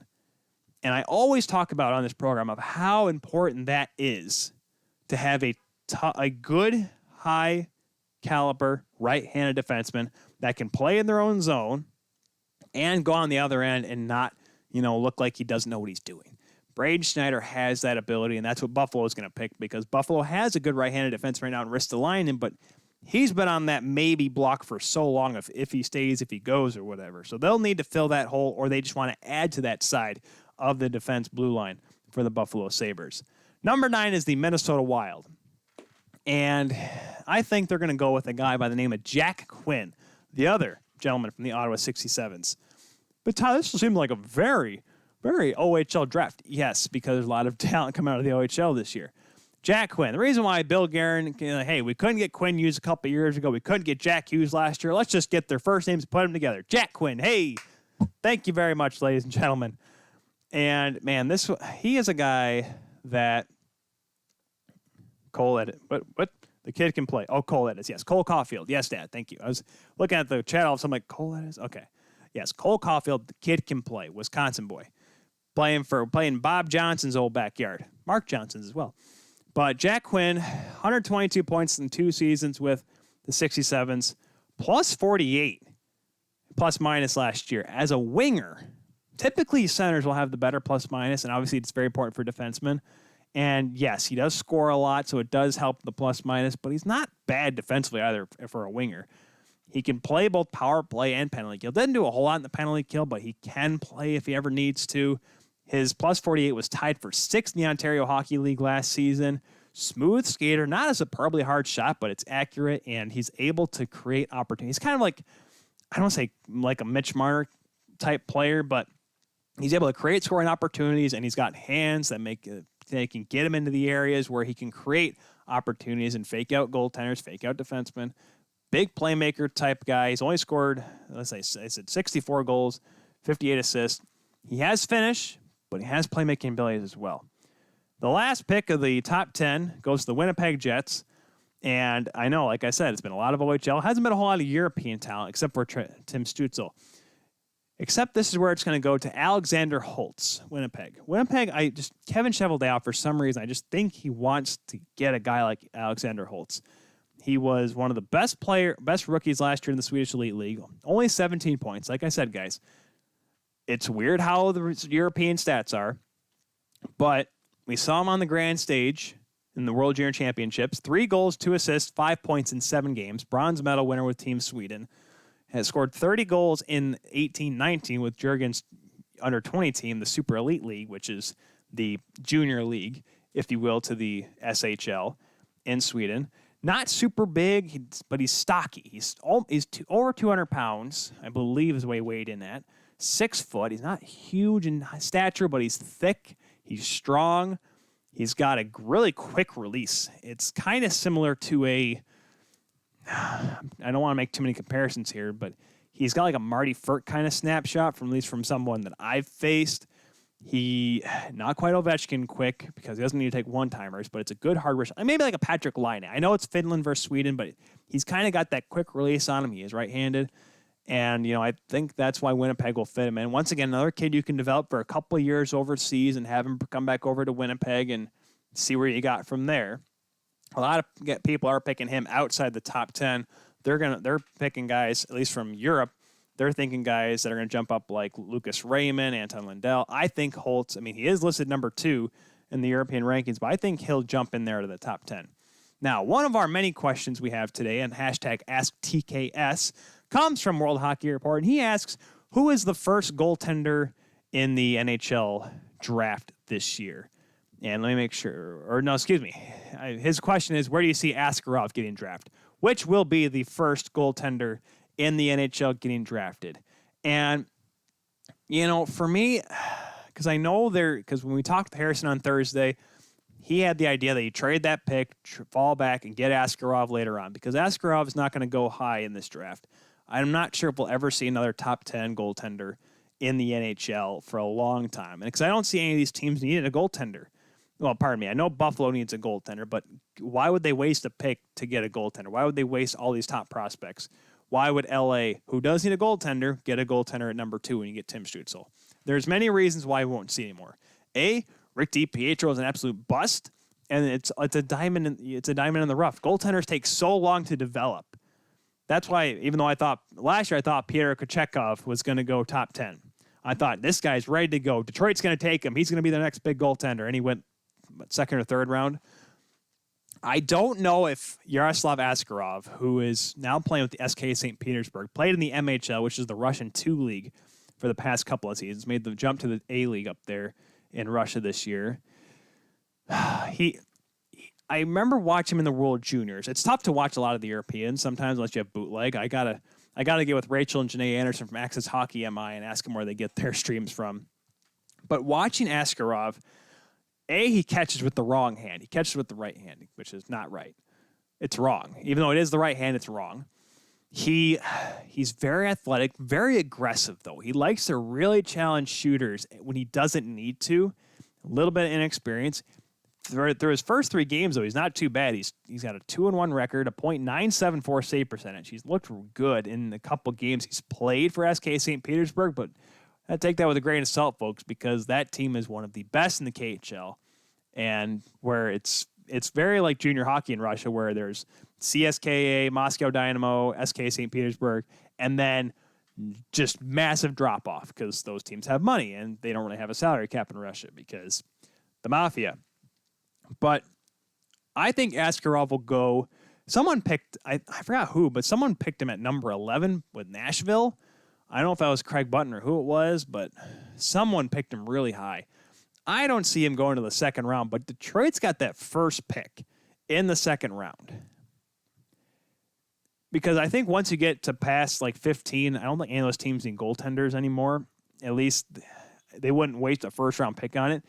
If Askarov, though, makes it through that first round, and Detroit, who has the first pick in round 2, you may see Askarov go to the Wings on there. And I think that's where he's going to because like I said, I just don't see a goaltender going in the first round this year. Askarov is a very good goaltender, and he's the best going into this year's draft. I mean, Nico Dawes is really good. He's really capable goaltender coming out of Guelph, but I just don't think he's that good. And that's why I think Askarov will be the first. Askarov going second round, first pick, the 32nd pick in the NHL draft, to the Detroit Red Wings. Dad, you are welcome. Oh, Cole second. Yes. Sorry, now I just read Dad's Cole from Saginaw. Cole, everyone. Yes, you're just thinking Cole from Saginaw because I said Cole's going to go to the Red Wings. Yes, he's really good. I think Cole Perfetti's going to go to the Wings, as will Yaroslav Askarov. And those a little bit over this time on my picks. See, that's why I don't have to worry about time with these. I just, I can choose to do my own commercials. I tried to set it for 7 o'clock, but got a little too in-depth with the picks, which I guess, that's the point, right?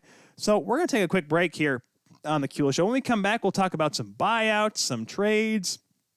Not more trades, but we'll be talking about all sorts of stuff here, and we'll eventually get to free agency. That'll be later on in the show, but we will take a quick break here, folks. When we come back, we'll probably talk about Henrik Lundqvist getting bought out and a couple of other guys. You are watching the Kuehl Show here on 12 Ounce Sports. We'll be right back after this.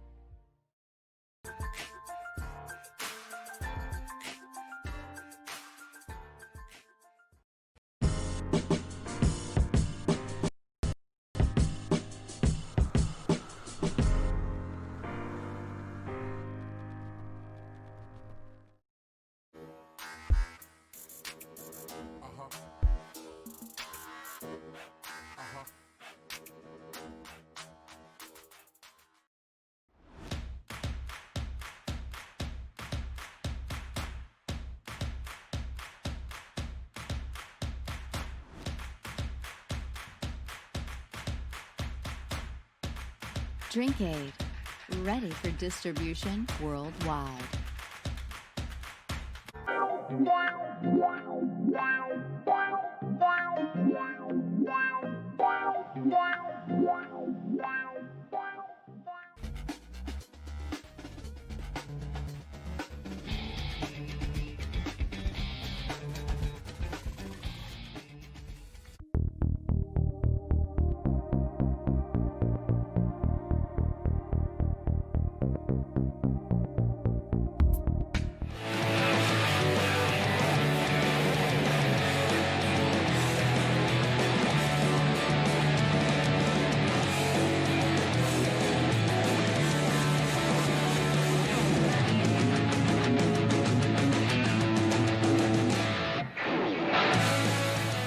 Welcome back, everyone, to the Kuehl Show here on 12 Ounce Sports here on this Monday, October the 5th, 24 hours from the first round of the NHL draft. I just finished up my top 10, and if you ever want to check that out, be sure to check out the replay tomorrow, because unfortunately we just can't go back in time here on TKS. I'm just unfortunately just not that skilled at this sort of thing.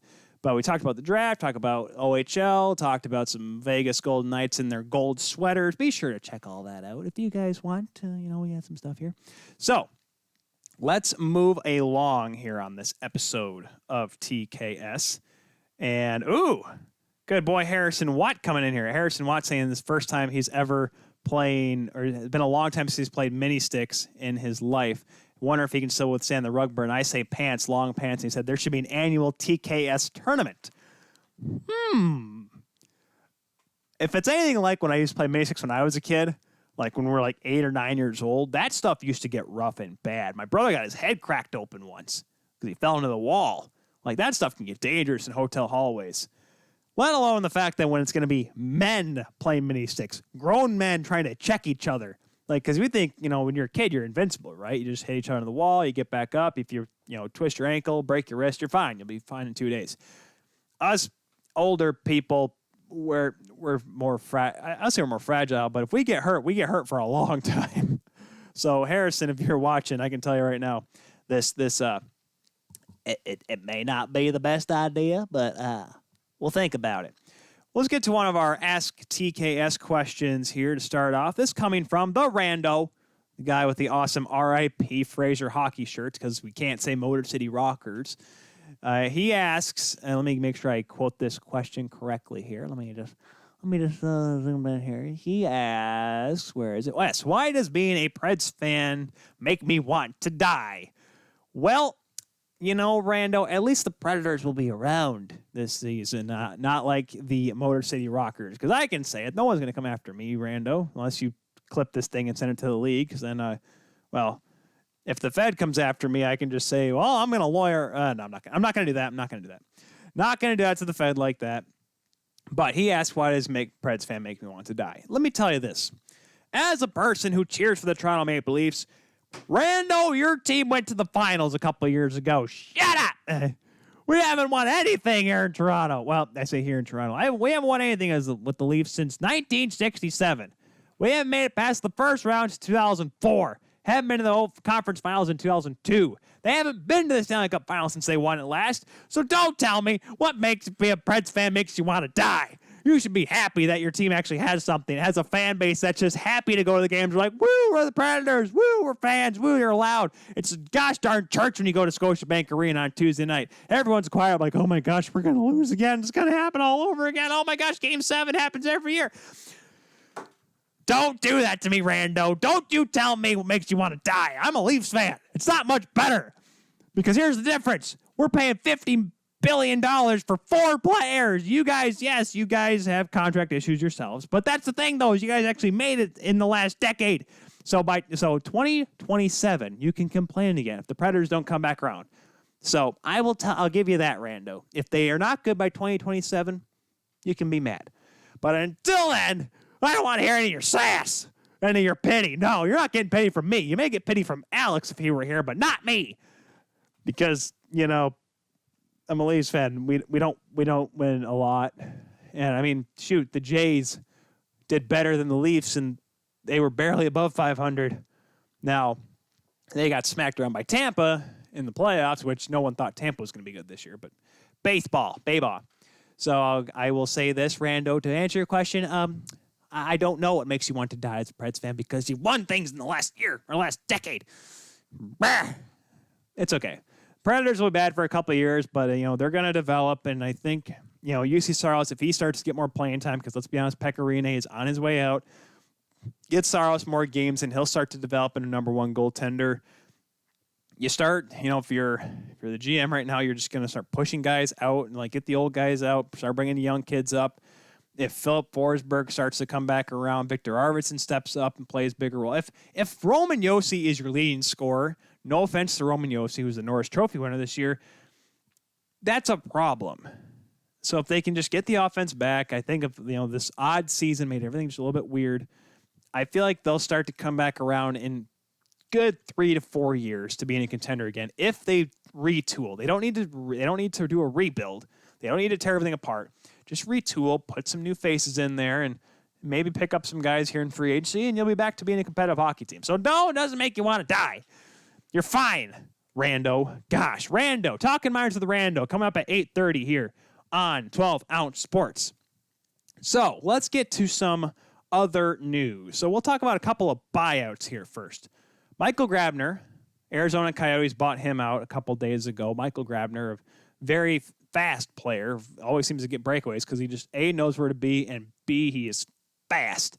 I don't know where he would stand in a fastest skater competition, but he just has that quick step. He always has had it, and maybe he's just getting to the elder age of his career that he can't do it anymore on a consistent basis. So, bummer for him. I'm sure he's going to be looked at sometime this Friday as a free agent. Jack Johnson getting bought out today by the Pittsburgh Penguins.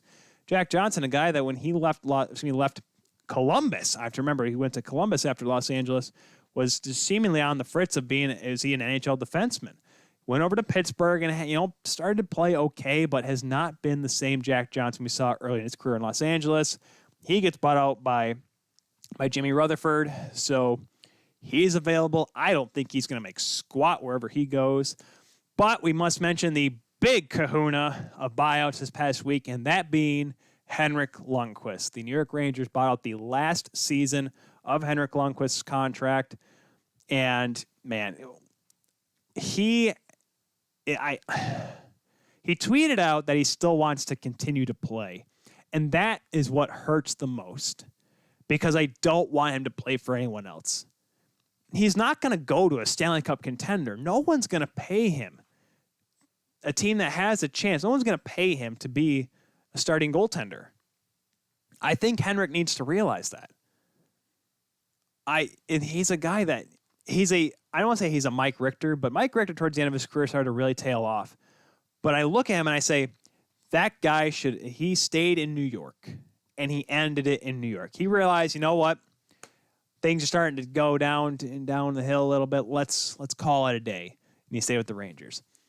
Hank, I believe, despite having a decent playoff series against Carolina, he really needs to realize that his career has been on the downside for a few years now. It's time to go. It's time to hang him up because I just don't want him to go anywhere else. I don't want him to sign with Dallas because if Anton Hudobin goes somewhere else, I don't want to see him sign with a team that's going to play him and then he's just not the same Henrik Lundqvist. He's a shell of what he was in New York. He was a shell of what he was this season. That's what I want. I don't want to see that happen. So I hope that he realizes that he just needs to just don't. I don't want him to play anywhere. I don't want him to. He's going to sign somewhere, and it's going to look completely stupid. It's going to look like Grant Fuhr in a Calgary Flames uniform. That did happen. Look it up, folks. It's kind of terrifying to look at. But it's a bummer. It's a bummer that's going to happen, and I think he should end his career on his good terms. He's 9th all-time in wins, 455. Words. Enunciate. Bleh. 459 wins in 887 games. One of the best goaltenders. If I'm not mistaken, he has the most wins all time as a Ranger. Once a Ranger, always a Ranger. Henrik Lundqvist, King Henrik. The King should hang up his crown and call it a day. Pass it down to someone else. Because obviously with the Rangers, there was already talks about it. Igor Shesterkin and Alexander Georgiev. I had another brain fart there. I'm like, who's the other goaltender? The one that always beats the Leafs, Georgiev. So, I mean, yeah, those are your two goaltenders now with the Rangers. And if they can develop, and like I said, they get Alexis Lafreniere, team could be something next year, guys. Just watch out. Get to some contract extensions now. Because it seemed like a bunch of goaltenders decided to sign last week, but we'll get to those in a second. Jason Spezza re-signing with the Toronto Maple Leafs, another minimum wage contract, which shocked me because I thought he was going to be at least making closer to $1 million this year. But Kyle Dubas must say, I'm like, hey, all right, Jason, you know we signed Marner to a lot. You know we signed Matthews and Tavares to a lot. You still want to play? Yep. Well, we can only offer you this. It's fine. I'm still riding off my $7 million contract I had when I was in Dallas. So I'm pretty sure Spetz is well off. So he makes minimum wage next season. Justin Braun re-signs with Philadelphia. 2 years at 1.8 AAV, so $3.6 million the next 2 seasons. Philadelphia line up their blue line, kind of solidifying that a little bit. Carson Soucy. A little bit of an interesting one here. Wasn't sure what kind of deal he was going to get with the Minnesota Wild. He signs for 3 years, $2.75 per year with Minnesota. A team that has a little bit of room now because, A, they don't have Mikko Koivu coming back. Alex Galchenyuk is a huge question mark back for Minnesota. There's a lot of room there for the Wild, and now they got rid of Dubnyk, so pretty much this kind of fills that spot for the AAV of Dubnyk because, like I said, he's making a little over $2 million with the Wild now to San Jose, so that opened the door up for Carson Soucy. And Andrej Sekera, who got pretty banged up there towards the end of the playoffs with the Dallas Stars, but he'll be signing on for 2 more years, $1.5 million from there. And now the goaltenders decided to make a bunch of money. We'll start off with the cheap ones, if you will. Laurent Brossoit. It's a great way to say it. Laurent Brossoit. Former Edmonton Oil King, Laurent Brossoit. 1 year, $1.5 million extension with the Winnipeg Jets. Okay, give Connor Hellebuck some help for another year. Because it's not like Manitoba has any goaltenders, guys. I mean, Winnipeg, if anything, Winnipeg may get a goaltender because we may get Askarov first because they need help developing goaltenders down there. Eric Comrie's never turned in anything. That's why he left. I don't even know who they have down there with Manitoba nowadays. Michael Hutchinson was their last great prospect, and well, he's with Colorado now. Yeah, Brian Elliott signing to be backing up more or less. Carter Hart, 1 year, $1.5 million with the Flyers. Not a bad deal. He's a quality goaltender that can show that he can still play and be capable. I forgot when did he? I think he played one of the games in the qualifying or in the round robin, and I thought he played a little. He played a little bit in that Montreal series. He's still showing that he can play. I think he played actually one game in the Islanders series, but it didn't go so well. Yet then again, during the regular season, you can't play Carter Hart 70 games. This is not 1998 where you play Patrick Waugh every single game and Craig Billington goes like 5-6 because that literally his record 1 year. Craig Billington's his numbers were awful, but he had Patrick Waugh as the starter. And Billington played like 10 games, so it really didn't matter. But Brian Elliott, he could be a guy that can play 20, 25 games, 30 games for you, and not stink. He can give you quality starts, and that's what the Flyers want from him. Tristan Jarry signs with Pittsburgh, 3 years at $3.5 million. This, folks, is where it gets to the good stuff, because what does that mean for Matthew H. Murray? I don't know what his middle name is, but we're going to go with H. Matthew Murray. What does that mean for him? Because now, all of a sudden, speculation begins. Now, yes, Tristan Jarry had a big coming out year, and we have seen in the past that he could be a good backup goaltender. This year, though, he made that next jump. He was going to be an all-star before he got hurt for the Metropolitan Division. He was a goaltender that, heading into that series against Montreal, there were legit questions if Jarry, or would it be Tristan Jarry, or would it be Matt Murray? Pittsburgh went with Matt Murray, and didn't work out. Montreal beat him. Jarry played in Game 4, and what was he supposed to do? Pittsburgh's any confidence they had was gone at that point. He was really fed to the wolves. Montreal ended up winning that Game 4, clinching the series.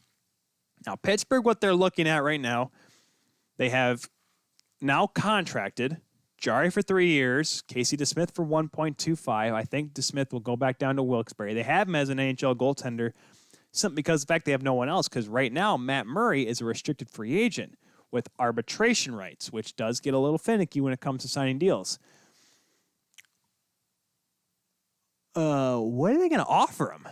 Because I believe this is Murray's last year, of his, not his ELC. Is it his ELC? No, because he signed, because he hasn't played enough games yet. He was signed for $3.75 for the last 3 seasons, but is still an RFA because the contract he signed with Pittsburgh in 2013, when he came to the Penguins, was a mainly minor league deal because he didn't play the first year. In the 3 years of his ELC, he spent the majority with the first year of majority with Wilkes-Barre, second year majority, but then Fleury got the concussion. Murray comes in, leads him to the Cup. 16-17 was the last year of making $902,000, that is. And then he got this contract through the 2020 through this season, making $11.25 over the last 3 years. He is still an RFA because he didn't play enough games. He's in that bracket that makes him an RFA. It's kind of finicky, and I can't quite explain it. I think it's because he hasn't played enough games yet. I believe that's what the thing is with Matt Murray. It makes it because it's not like someone can sign. No one's going to offer sheet Matt Murray. No one offer sheets a goaltender. So throw it out the window. Well, the window's there. So throw it out that window. You can throw it out the door if you want. But what are you going to offer him? Because with any contract over $1 million, you have to give him at least a 105% raise. So, made 3.75. I'm going to quick do the math here. I got to pull out my calculator on my trusty Samsung S20. Let's see here. 3.75 times 1.05 equals, oh boy, at least $3.9375 million. So almost $4 million you have to sign him. And it's not awful, but it's not, that's too much, I believe, for Matt Murray. Just the way he played last year, I don't think he's $4 million goaltender. But someone's going to have to pay him that kind of money just because he's contractually and legally obligated to make that money.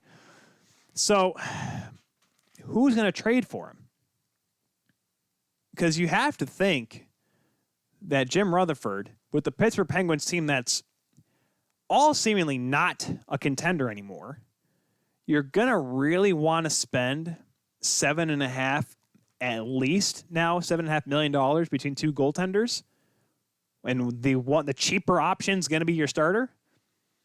Unless Matt Murray has a comeback year, but then you have 2 solid goaltenders, sure. But if Matt Murray is not going to be your guy, you have to establish that now so you can either start to retool or, the words that I'm going to have to say, Pittsburgh's going to hate it, but the rebuild with Pittsburgh. Now, yes, they will not, like I said, as long as 71 and 87 are on the roster, they will never do the full tank. They will never do the full break it down. As soon as Crosby retires, that team is going to be dismantled to the 1980s, early 80s Pittsburgh Penguins. Like, awful, financially just distraught Pittsburgh Penguins. So, I really don't know what you do. Because it's so hard, because you're not going to get anything for trading an RFA, because that team then is tasked with signing the goaltender. And the goaltender, with arbitration rights, Murray does, he can say no to a contract like that. So Jarry's in a good spot because now he's got some solidified position with the Penguins. Murray doesn't. I want to see. I'm pretty sure Murray may get moved here, guys. Murray may get moved, but it's who's going to want to pay $4 million for a starting goaltender. Because now that he's going back towards being a fringe starter, I don't see a team like Carolina making a move for him because they have a pretty solid tandem in Mrazek and Reimer.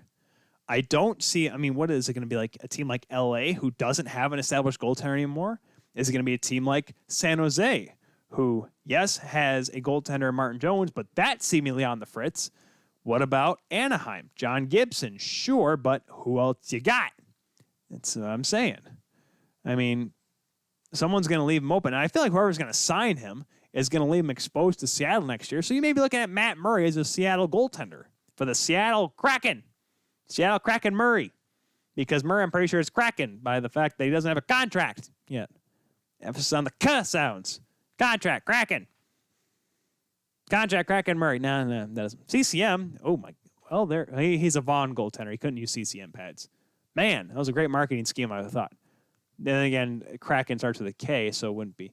Listen, I'm not here to think about every logistical thing. Alex is not here to kind of reel me in. But Jari seemingly right now is the number one starter.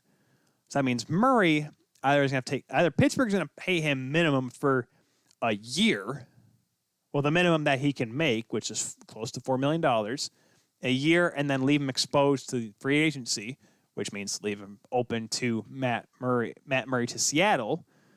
But Jim Rutherford's got his shoes tied, and I don't know if they got him tied the right way with signing Jari and then having to sign Matt Murray with arbitration rights. It'll be tough. Another team that's got a goaltending controversy, and it's been that way since the playoffs, is the Vegas Golden Knights, because they extended Robin Lehner 5 years, $5 million. And before we get to the controversial part of this whole scenario, let's all just be glad and congratulative towards Robin Lehner for finally getting some solidarity with a team, some comfort level, some established ground, if you will. Because leaving Buffalo, all out of sorts, goes to the Islanders, signs 1-year deal, Jennings Trophy winner, Vezina candidate, Bill Masterton Award winner, doesn't get offered by the team. Wasn't going to get offered as much. He wanted somewhere long term. Still wasn't going to get it from the Islanders. They get Varlamov, they get Thomas Greiss going back in there, and yeah, they make it to the conference finals. Okay. All right, Chicago. I'll go to Chicago. $4 million. Go play with Corey Crawford. They weren't a bad tandem, and the Blackhawks were a team that seemingly could come back around, but they weren't going to be a playoff team. They just thought, well, Leonard's stock is still high. Let's trade him. Let's give him to Vegas. We'll get some stuff in return. And yes, then it was Hawks in Vegas in the round one of the Stanley Cup playoffs, which made it a little awkward, but yeah, Robin Lehner showed that he could play, and he took over the starting role from Marc-Andre Fleury, which did cause a lot of havoc. And now they extended him for 5 years. First of all, like I said, congratulations to Robin Lehner for finally getting a long-term deal with A, a good team, and B, just something now he can build off on, just now for the future of his life now, because that's a real big thing for the Panda Bear. Now, let's get to the elephant in the room. $12 million between two goaltenders. Marc-Andre Fleury's got 2 more years at $7 million. Do the Vegas Golden Knights want to pay that for that long? Right now, projected cap space for this season, $0.00. They don't have anything in LTIR. They have, right now, they are 59, a little almost 60,000 over the cap. No LTIR that is known of at the moment. You do have 6 rostered defensemen, which is nice. You have Zach Whitecloud, Nick Holden, Brady McNabb, Alec Martinez for another year, Shea Theodore, Nate Schmidt signed through 2025 each. John Merrill and Derek England. Derek England probably going to hang up the skates here because I just don't think they're going to sign him. John Merrill, what are you going to sign him with? And forwards, you do have 4 lines and whatever. Nick Cousins an RFA, Chandler Stevens an RFA. Unless you're going to trade their rights, you're going to have to pay them a little bit of money. Thomas Nosek, that's a guy that I believe that's going to go somewhere else in free agency. He hasn't been a guy that produces. You don't need to worry about signing him. That said, you still need to sign a few more players here and there just to kind of fill up your spots and fill up your rosters, both in the NHL and the AHL. And, where's that money going to come from, guys?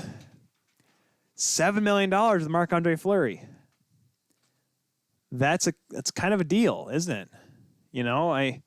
Right now, Marc-Andre Fleury is a modified no-trade clause for the next 2 seasons. Player submits a 10-team no-trade list. I wonder what that deal's going to... and then, of course, he has to submit the trade list before he gets traded, which means you're going to have Kelly McCrimmon go give him a text or give him a call or even knock on his door and say, Flower, we need to trade you. Where do you not want to go? boy, this could make things real because it's 7. Here's the thing too, because Vegas is gonna have to retain some of this, at least half, because no one's going to take on a $7 million goaltender unless they're certain that that's going to be their starter. But Tampa's not going to take him. They got Vasilevsky. St. Louis has got Binnington-ish. Yes, they got rid of Jake Allen, so they're okay with that. But you're not going to put $7 million on a goaltender when you got Binnington signed up for a couple more years. I'm interested to see what happens here. All signs are pointing to Flower getting traded. It's just where is he going to go? And how much is Vegas going to hold back? Now, yes, $3.5 million does at least give you something to spend, but it's not going to be enough to make your team better. Vegas is literally going to go into next season with Malcolm Subban as their backup goaltender and not Malcolm Subban. Who are the goaltenders? I always said Malcolm Subban, but he's in Chicago. Who else do they have as a goaltender? This ain't good. So, listed as non-roster goaltenders, they have Logan Thompson, Dylan Ferguson, minor leagues, Oscar Dansk, who is a good minor league goaltender in the first season for the Vegas Golden Knights, posted the first ever shutout, and he showed that he can play in the NHL level. And you don't have Garrett Sparks, who's an unrestricted free agent, and you may have to end up signing him. And we all know that Garrett Sparks is an NHL goaltender, guys. All of us Leafs fans over here know that. You almost wonder if you're Vegas, do you keep him just because you need something? Because you're not going to buy him out and give him a new contract. If you buy out Marc-Andre Fleury, you're already going to spend money against the cap, and then you're going to lose him for nothing. At least Fleury has shown that he is still worth something. He was still the starting goaltender. Was the team still great when Gerard Gallant got fired? No, it wasn't the case. But he still shows that he can be a top goaltender. He can start in the NHL. It's just for $7 million. That's the tough part in all this. And so Vegas is in trouble. Flower is going to get traded, and he's going to get traded to, because obviously, like I said, a 10-team no-trade list, which pretty much puts him in the realm of he's going to go to a team that has a shot of making the playoffs. I'm trying to think of all the teams that were in the playoffs last year that needed a goaltender that would have liked to have had a better goaltender. I'm trying to think here. I'm trying to think. The only one I can think of, but they wouldn't do it. Nashville could have. Saros, I think, could be a starting goaltender in this league. So I just don't think Nashville has enough money to make a move right now. Florida's got Bob for $10 million. Once again, Carolina has a good tandem right there with Reimer and Mrazek. Reimer, yes, is getting older, but as is Fleury. So there's really not much of a, oh, man, this would be a better deal. No, I think, if I'm not mistaken, Fleury's older. I'm trying to think who else was. Philly's set. Pittsburgh's got Tristan Jarry. They're not going to sign Murray for $4 million. They're not going to get Fleury back for that. Vancouver's trying to get Markstrom, and we'll get to him a little bit later on in the show and talk about free agents. But they got Demko on the rise there. The California teams seem to be out of the question nowadays unless Martin Jones gets traded or bought out. But you're not going to trade Martin Jones, who's $8 million, for Marc-Andre Fleury, who's $7 million if you're Kelly McCrimmon. LA's got Quick, but you're not going to trade Quick for Fleury, and you're not going to make him a backup with. That could be a decent tandem, but that's probably going to be a team that Fleury's going to put as a no-trade list. Dallas will have a spot open, but once again, you're going to be paying Ben Bishop $5. I think it's close to $5, right? Let me quick jump over to Dallas here on the capfriendly.com, which will probably be the site that just gets broken on Friday. He is making almost $5, 4.916666. So almost $5 for Ben Bishop. So you'll be similar to Vegas, almost $12 million. That team, though, has cap space, but they have to sign Radek Faksa, Rupe Hintz, Denis Gurianov, and is he back off the list? Well, let me just look here. I'm just trying to make sure of something here before I say it. Where is he? Yoel Kiviranta is back on the non-rostered forwards list. Okay, that's BS.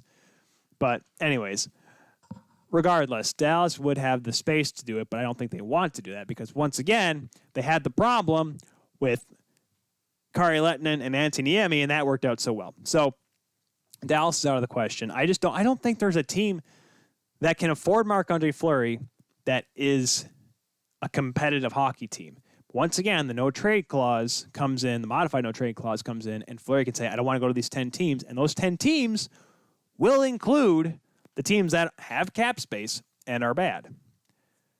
Because I'm pretty sure, and I think I said a couple weeks ago, Ottawa would be interesting just because, A, it's closer to Fleury's home province of Quebec. And Ottawa, they're not going to be awful. They do need a goaltender, but you're not going to buy a goaltender when you're still bad. That's the last thing you do. And then again, once I said it's 2 years with Fleury, and then you could look at bringing in a prospect in. But I'm not sure what the move is going to be for Kelly McCrimmon, where Flowers is going to go. But you need to trade him. If you sign him for that, and yes, a tandem's great, but unless Kelly McCrimmon is set in stone with having the exact same team he had last season, then if he is, okay. But if not, you're going to have to make a move, and it's going to be listed as Marc-Andre Fleury because Robin Lehner, with signing him for 5 years, you have made him your starter for 5 more seasons. Fleury is out the door. The first ever pick for the Vegas Golden Knights in the expansion draft, Marc-Andre Fleury, will no longer be a Vegas Golden Knight. That's the truth, the long truth, and nothing but the truth. So help me God, I'm sorry. That's just how it's going to be. The logistics of it, that'll be foreseen. So we'll just have to wait and see that. Maybe something will happen tomorrow night on the draft floor. Well, the draft virtual floor, whatever it may be. So we're going to take another quick break here because I just need to get a quick drink of water and make sure everything is okay with the vocal cords and everything, and kind of reassess everything because we got a lot to get to today because we still got free agent madness coming up here on the Kuehl Show. Where I look at all these players and be like, these guys are going to go. Where will they go? I don't know, but I'll just probably yell about it. I'll say some really dumb pick, and 95% will be wrong. We'll be back with more of the Kuehl Show here on 12 Ounce Sports right after this.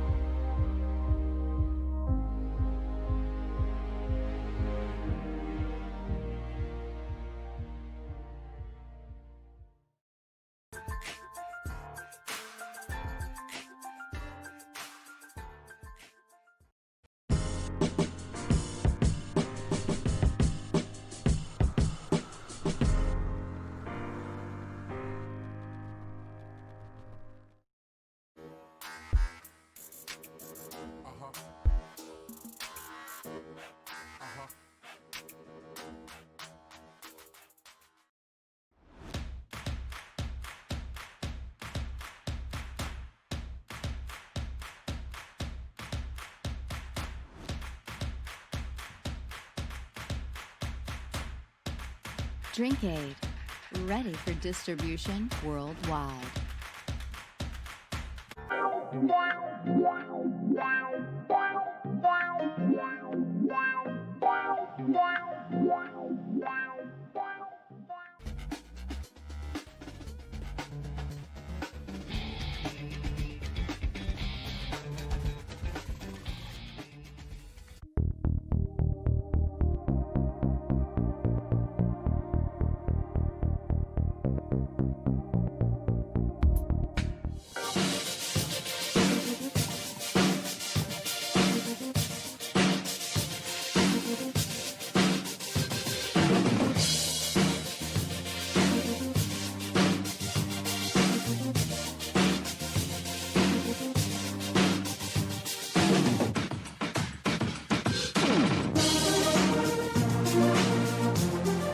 And welcome back, everyone, to the Kilo Show here on 12-Ounce Sports. Once again, brought to you by Sack and String Leather Company. That was not a intended mess up. I did that on purpose. I swear I did that on purpose. Once again, thank you all for tuning in on 12-Ounce Sports, whether you're watching YouTube, Facebook, Twitter, Singo TV, whatever you're watching us, whether you're watching the replay on the YouTube channel of The Kilo Show or listening on your favorite podcatcher or somehow listening it to someone who cranked it up in their office because they're cool that way and they like to listen to us while they're at work, and you're like, it sounds very faint, but that guy sounds legit. I mean, I really don't sound legit. I'm just here yelling by myself because Alex is unfit to host this week. He won't be back next week because I'll say this now, I'll say it at the end. Next Monday's show will actually have to be pre-recorded. I work next Monday at my other job, and can I say it on the air? I don't know if I can. I'll just say next Monday night, I cannot do the show live. It'll be here on 12-Ounce Sports during a 6 to 8:30 time slot. It may not be the full 2.5 hours, but we'll go live at 6 o'clock. It'll be pre-recorded, so it'll be up on the YouTube channel and all the podcatchers beforehand. We'll probably tweet about it as well, but we'll still go live on 12-Ounce Sports at 6 o'clock Eastern time. So what you'll be seeing if you're in the chat, you'll be like, oh, hey, Tyler, how's it going? I'll have no clue.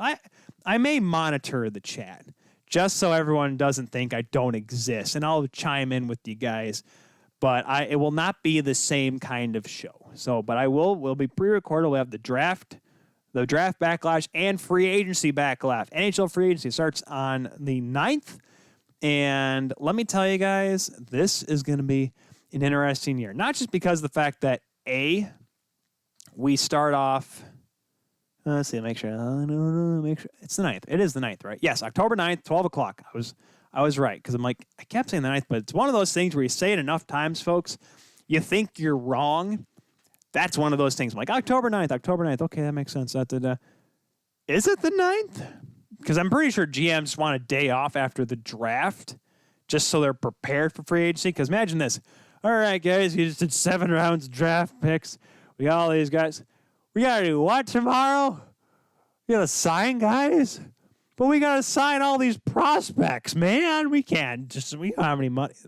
It's like a draft hangover joke. Okay, all right. Because free agency is a little bit different. Because free agency can go on for 1 day. And it can go for 20 days. Obviously, players will get signed well into November. But the first 3 or 4 days, pretty much leading into Monday's show, because we will do the final recording on Monday. It'll be done Monday morning. That's where the big stuff will happen, which only means I'm going to record Monday morning here in the studio, and I'm going to wake up, and I'm going to go take a nap. I'm going to go to work, and then news will break, and I'll be sitting there on live, and I'll be probably throwing in the live chat, hey, guys, if you didn't know it's breaking news, and I'll send it in there, and I'll look kind of dumb because it won't be me actually talking about it. Alex won't be here for it because he has class Monday morning, and so pretty much it means 3 shows in a row with me. I mean 6 hours of me straight. You gotta love it here on 12-Ounce Sports, the Kilo Show. All right, so let's get to free agency predictions, if you will, because there's a lot of big names that are right now current UFAs. Now, yes, between now and Friday, a lot of these guys could be signed by their respective clubs. We'll pick which ones we think will be based on cap space, based on performance, based on whether the team wants them or not, whether they want to sign with the team that they previously paid for. Words, Tyler. It's not that difficult. You get paid to talk for a living. Gosh, figure it out. Actually, I really do. That's all I do now is I get paid to talk. Both jobs I do. So let's start off with the forwards first. And the big, I don't want to say the big kahuna, but the seemingly the big name of this free agency is Taylor Hall. And the reason why it's a big deal, because it's all seemingly and all counts that from all the reports I have heard, that is Taylor Hall is not going to be signed by the Arizona Coyotes. Reason being is because there have been multiple reports that the Coyotes are looking to trade with teams to trade Taylor Hall's signing rights. Now, once again, as I kind of mentioned towards the beginning of the show, the Winnipeg Jets did this with Kevin Hayes last year. They were able to get a pick in return. Kevin Hayes signed with the Philadelphia Flyers. This happened also relatively recently. Joel Edmondson goes from Carolina to Montreal. Joel Edmondson signs to Montreal. Now, yes, the teams need to negotiate and be like, will you sign him? And does Taylor Hall want to sign with whatever team? Because unfortunately, Bill Armstrong was not going to be the guy that could go in there. And there was another guy that there was teams looking about trading. I got to go to my other picks. Oh, TSN just tweeted, who's in your top 5? And I said, I'm going to, here, give me 1 second here. I'm going to quote tweet him. Here we go. You guys should be watching our show. It's professional, I know, right, guys? You guys should be watching our show right now. And bam, and NHL. Yeah. That's how you do it, kids. That's how you market yourselves. You retweet them, you tag them. Actually, hold on, better idea. Let's put it in the comments. People will see that. Because no one sees, it's something I've kind of learned as throughout all this fun stuff of social medias, is that no one will see your tweet if you retweet someone unless they actually like it. I mean, obviously your own followers will look at it, but no one will actually see your own tweet. But so I just tweeted that. So look at us go. Yeah, look at us go. Yeah, people are going to click it and they'll be like, oh man, this guy is talking about hockey and stuff. Let's just click it. So there's going to be maybe 2 people that'll click the link and they'll show up and be like, who is this guy? My name is Tyler. My name's not Jeff. I'm not going to do that dumb 22 Jump Street, but that was an awful movie. Anyways, back to our regular scheduled program. Taylor Hall is a guy that I'm not sure is going to get, I don't know what he's going to make, because that is it's a big dollar amount that they're going to have to go for if you want to sign. Because Taylor Hall is still going to want a lot of money, guys.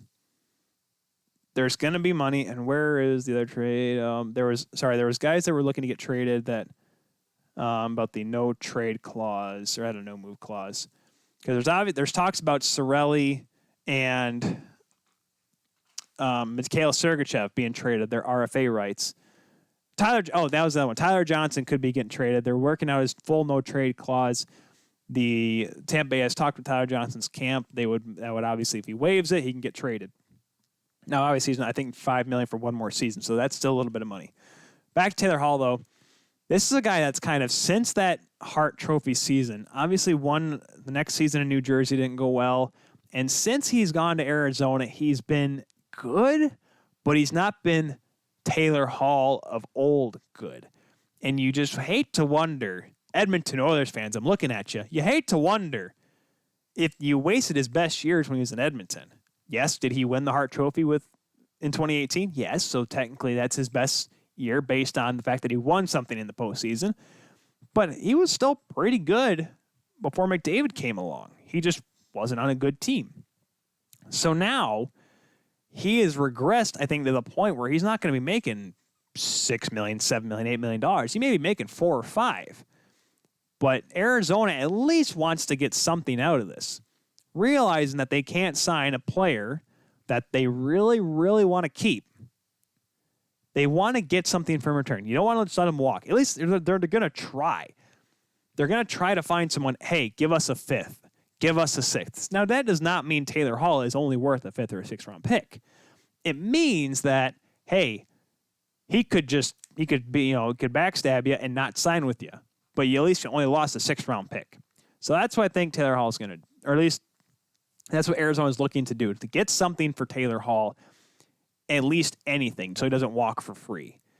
Whether or not a team trades for Taylor Hall is up in the air. You're going to be looking for a guy that can, a team that needs a little top 6 help.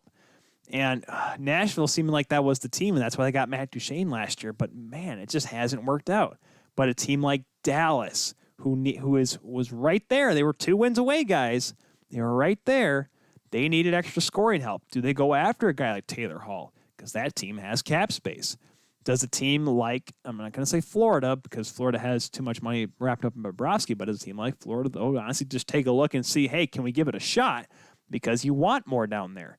Because you may be losing a guy like Mike Hoffman, which carries me into Hoffman. Hall, I believe, he'll go to a team similar to Dallas, similar to Florida, not Philly, because I don't think Philly's going to want to do that thing where they have to sign another guy after trading another late-round draft pick away.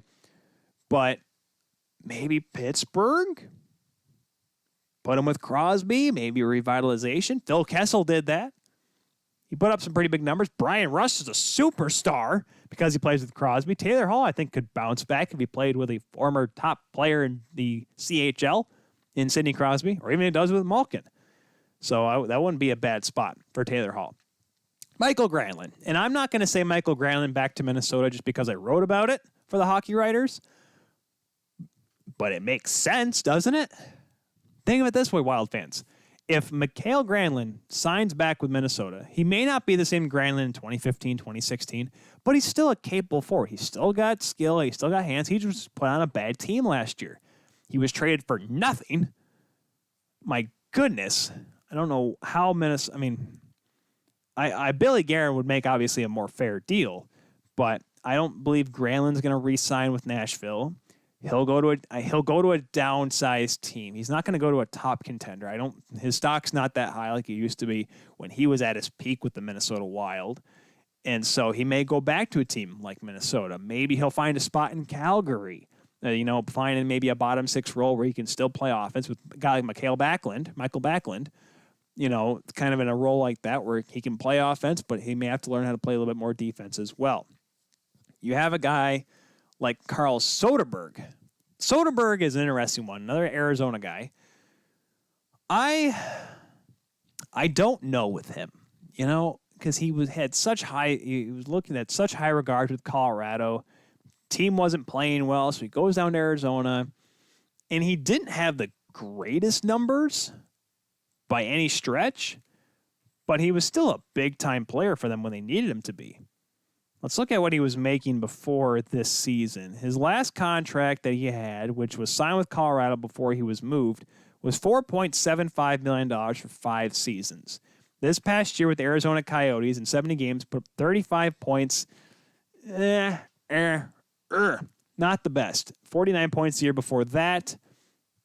And this is a contract that he signed back in 2015. He signed it in the summer, right before free agency, and that was after he had a pretty good couple seasons with the Boston Bruins, 48 and 44 points in 13, 14, 14, 15, respectively. So he had 51 points his first year with Colorado. Not a good team, but he was putting up some good numbers. Is he worth that kind of money now? I don't know. I mean, money's starting to rise, but on a flat cap, that may make it a little bit harder. So Soderberg is a interesting asset because he still can play. He can play anywhere on the lineup you want him to. He can play towards the top 6 and produce points, but he can play in the bottom 6 and play a more defensive role and a more sheltered role if you need him to be. But the question is, with a lot of these guys you're going to see too, how much you want to put on him. I don't think you're going to put $4 million on a guy like Soderberg. Or maybe 4, but I don't think he's going to get an astronomical raise. So Arizona, I know once again with them, money is tough. Money is incredibly tough with Arizona. That's why they're losing guys like Taylor Hall. That's why Phil Kessel may be a guy that gets moved by the Arizona Coyotes simply because they can't afford to pay him. That's why Clayton Keller, they locked him up because, hey, let's pay him now because if he gets too good, if he does a bridge deal with him, he may be worth $10 million and we can't afford that. So there's going to be some question marks on whether or not they can re-sign him.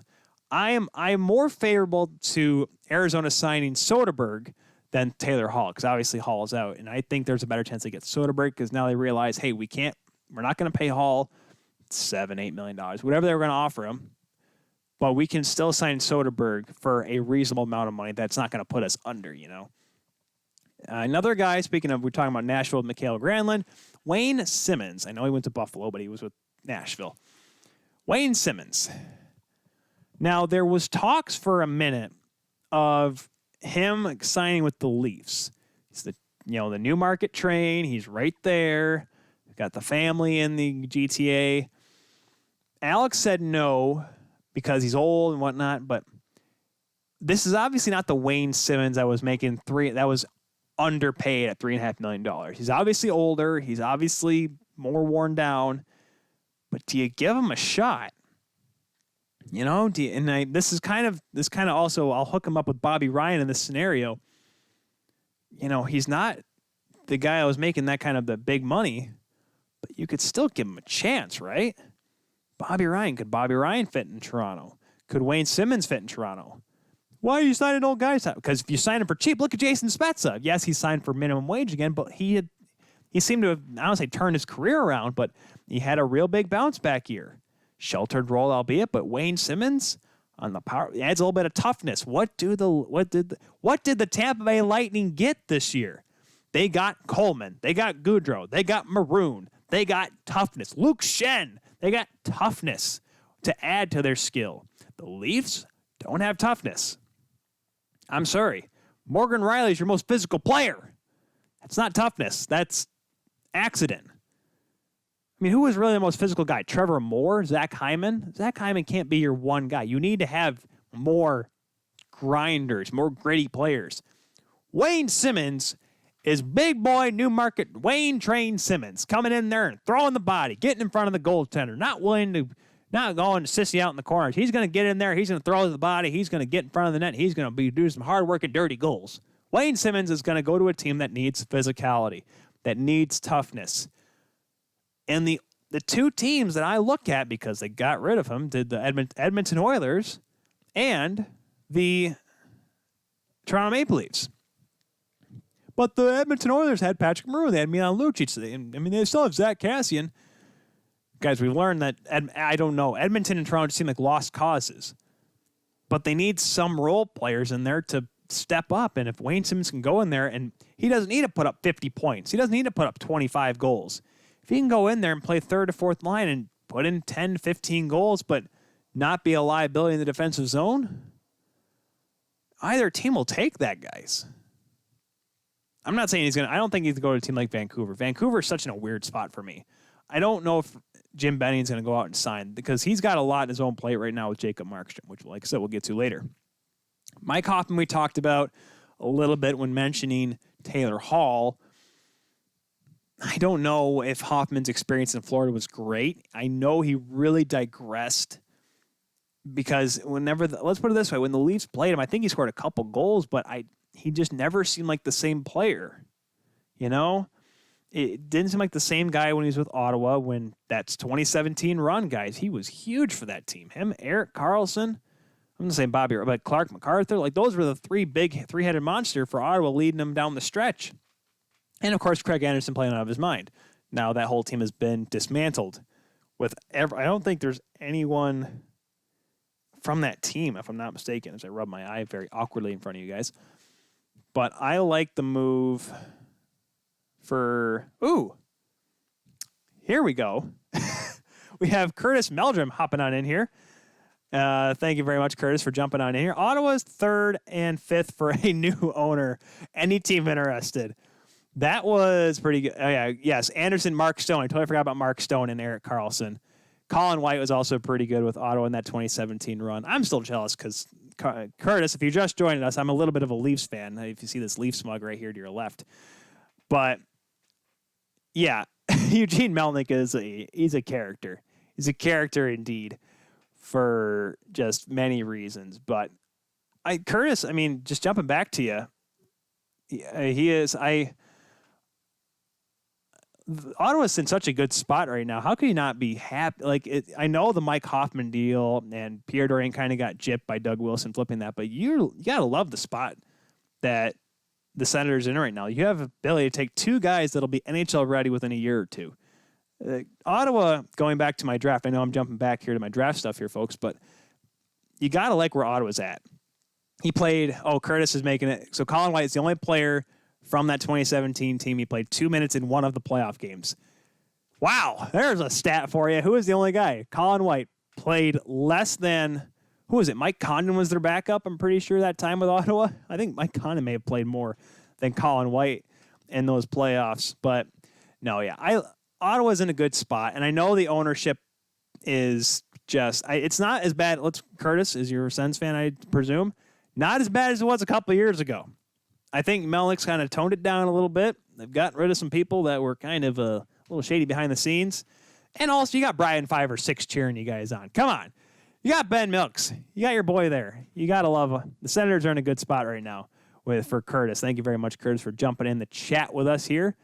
Curtis must have accidentally clicked that link I put on TSN.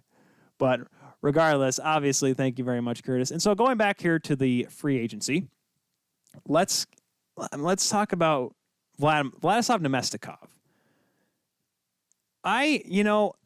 He's such a funny player. Like, he's a guy that was one of the guys that was on the outs with Tampa Bay because they had so much talent, just couldn't win in the playoffs. And I wonder just like who wants to pay for him. He's a talented hockey player. I just don't. I mean, if Colorado can afford him, let me quick run over here to Colorado's cap friendly. I'm sorry, folks. I can't have everyone's every team's tabs open for cap friendly because that would probably destroy my computer. If anything, the live stream would just be complete mush. Because you know how, folks, it is. Remember we did the Google stream for a minute there? We did the Google phone call with Peyton Turnage where it got really glitchy and bad. That'll happen times 1,000 if I have 30 tabs open on this computer. I only have like a few just so I can make sure I get my numbers here. Next season, they have they have quite a bit. Over 20-some-odd thousand in cap space, but we kind of mentioned this before. They have Valery Nichushkin, who will be in a restricted RFA, or a arbitration-eligible RFA. Andre Burakovsky, RFA. Vladislav Kamenev, RFA. Tyson Jost, RFA. You have Nieto, Colin Wilson, and Nemestikov up front as UFAs. You have to sign Nikita Zadorov. Ryan Graves is a really talented defenseman. He's another RFA. And Kevin Connauton's a UFA, but you can do what you want with him. So it's going to be tough for Colorado to get the right deal because, still 3 more years of 6.3 Nathan MacKinnon. Boy, Colorado is going to hold on to that hope. The time to win is now. Yes, and yes, thank you very much, Curtis. They have lots of cap and perimeter player. Yeah, with Mestikov, he puts up numbers, and he played a pretty solid role for Colorado. If they just hadn't ran into Dallas, that team could have easily made it to the Stanley Cup Finals, if I'm not mistaken. So he'll be a guy he won't get a huge pay raise. He'll find a spot on a team. I wonder if Joe Sakic really wants to make a move for him, but I think he'll be a guy that could be looking at the free agency. Cody Eakin so he did play for the Sens. Vladislav Nemestikov did. And Curtis, I feel like Curtis is one of those guys like me as a Leafs fan or a Red Wing. I remind people, like, don't forget, Billy Ranford played for the Red Wings. Like, Curtis seems like one of these guys that loves to remind people of who played for who. Like, I told some people, like, people forget, like, I talk about Patrick Lalime sometimes, and of course, Curtis, Patrick Lalime very well. And us Leafs fans remember 2004 Game 7 very well. Patrick Lalime, because I'm here from Grand Rapids, played for the Grand Rapids Griffins for a little bit. So and that was during his rookie season where he went like 14-0-2-1. So Cody Eakin, as I'm jumping around here, folks, follow me here. 25 minutes left. We can get through it. Cody Eakin didn't put up a whole lot of numbers last year when he was traded from Winnipeg to Vegas to Winnipeg. I think Winnipeg keeps him if the number is right, and because he could be a guy that we've seen that he can play, good depth center. He's not a bad defensive center, and is not a liability within his own zone, and he can score when need be. So I'm I just saw Curtis's reaction to the words Patrick Lalime, which just absolutely bring misery. Don't worry. All you have to say is Boston Bruins for us Leafs fans. It's awful, Curtis. But I like Cody Eakin. I think Winnipeg will keep him. Joe Thornton, I mentioned him when we were talking about San Jose earlier on. I don't see him going anywhere. I don't see any team making a real bid for him. So I think he'll stay with San Jose. It'll be a cheap contract. Ilya Kovalchuk is one I wrote because he's a very interesting asset right now because he didn't make a whole lot of money after he was bought out by Los Angeles. He didn't have a whole lot of expectations signing with Montreal, but they signed him for league min, starts to put some numbers together. Obviously got a lot of playing time. Obviously he was on the outs with Willie Desjardins back in Los Angeles. Got some time with Montreal, and Montreal was starting to pick things up a little bit. They started to come back around, and all of a sudden the trade deadline hits, but they realized, we're not going to make the playoffs. Let's not try to make a run for it. Let's see what we can get for Kovalchuk. They traded him to Washington. Doesn't put up an astronomical amount of numbers with the Caps, but then again, I think he was only with them for a week before the pause.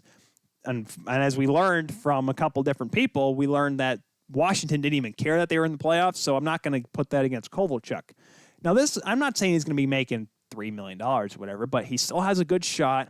He has veteran experience.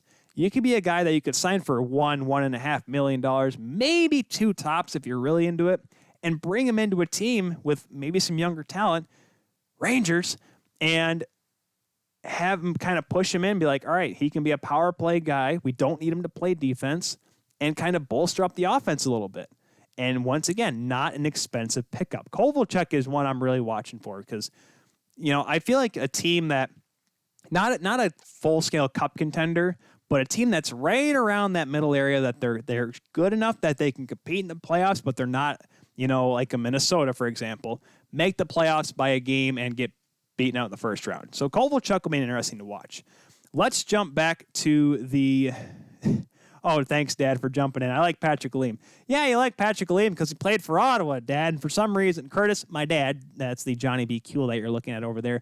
For some reason, so Grand Rapids for a while was Ottawa's farm team for a few seasons. And so that's why, like, Chris Neal is one of my favorite players of all time because he played for Grand Rapids, played here in Muskegon as well, and went to the NHL with Ottawa. So he was always one of my favorites.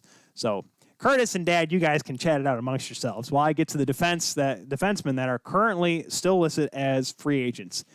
TJ Brody is one. I mean, there's only a few real big names, but here's a couple other smaller ones. TJ Brody, older guy with Calgary.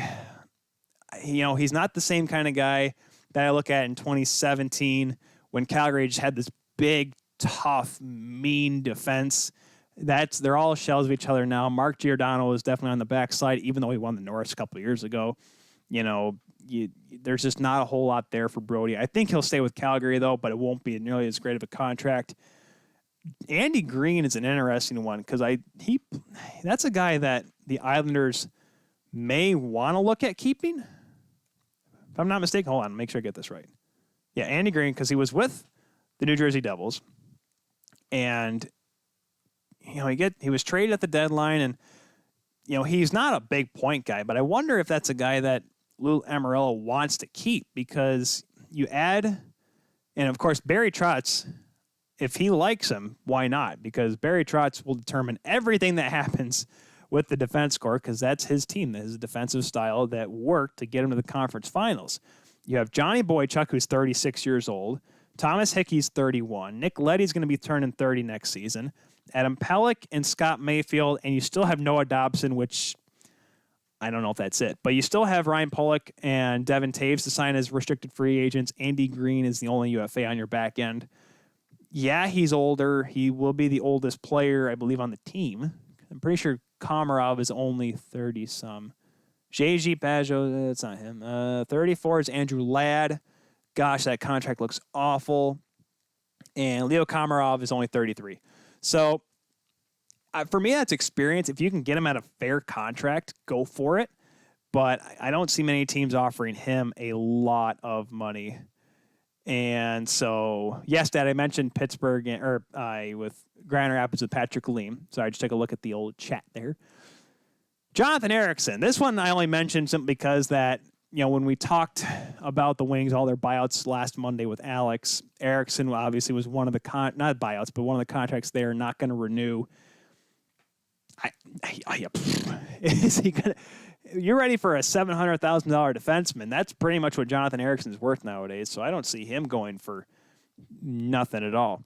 Now, and there's Dmitry Kulikov as well. That'll be an interesting one to keep track of for you Winnipeg Jets fans because, he's a guy that ended up playing some pretty solid minutes and big minutes too with the depleted defense core in Winnipeg. Because think of how good that defense core was. Trouba, Tobias Enstrom, Dustin Byfuglien, a young Josh Morrissey. That defense was really good. And Dmitry Kulikov came in to kind of, after they all got dismantled, and, he looked pretty good. And, if I think he'll want to stay in Winnipeg because he'll realize that he can get paid there because he'll be one of their top-end defensemen. So he's available as of right now, but I would not be surprised if he signed in the next couple of days, re-signed with the Winnipeg Jets. The big two. This is where, folks, the salary cap just makes it incredibly interesting. One guy we've mentioned a lot the last few weeks, one we haven't mentioned a whole lot of because we kind of forgot about it. But let's get to the one we've been talking about. Alex Pietrangelo, a defenseman that in any fair time would be easily getting paid $9.5, maybe even $10 million. However, this whole flat cap, because this whole pandemic thing has ruined all of that. Because now we're looking at a possibility of him not getting what he deserves, or at least no team's going to want to offer him that, because Pietrangelo, not being the oldest guy in the league, but he's still not a young scallywag coming out of his ELC.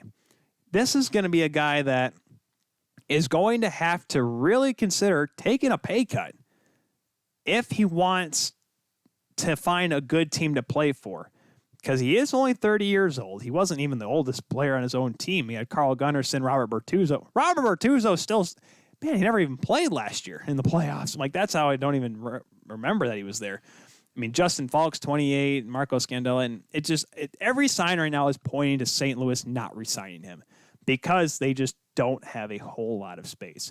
He was making $6.5 for 7 seasons with St. Louis, and his numbers are still there. He had one of his better years, 54 points a couple years ago, but 52 this season in less games. So point per game average was his best of his career this past season. So in terms of, yes, having a great year in his career, he's still on the rise, but I don't know if you want to, because he's going to get locked up for 7, but I wonder if Pietrangelo, if he wants to make that 9 and 9.5, if he does, and this is, I know it's only typical with youngsters these days, but a bridge deal, because the league is hoping within 3 years they can start bumping up the cap again, because 81.5 is where we're going to be at, folks, for a couple years now. And Pietrangelo probably sees that. Can he find, if there's an actual suitor out there that can pay him $9 million, I'm pretty sure he'll take it for probably 7 years. That's probably what they'll be looking at. But if not, he may have to sign with a team for 3 years, for 7, 3 years for 8. Oh, geez, battery pack. Hold on. Battery.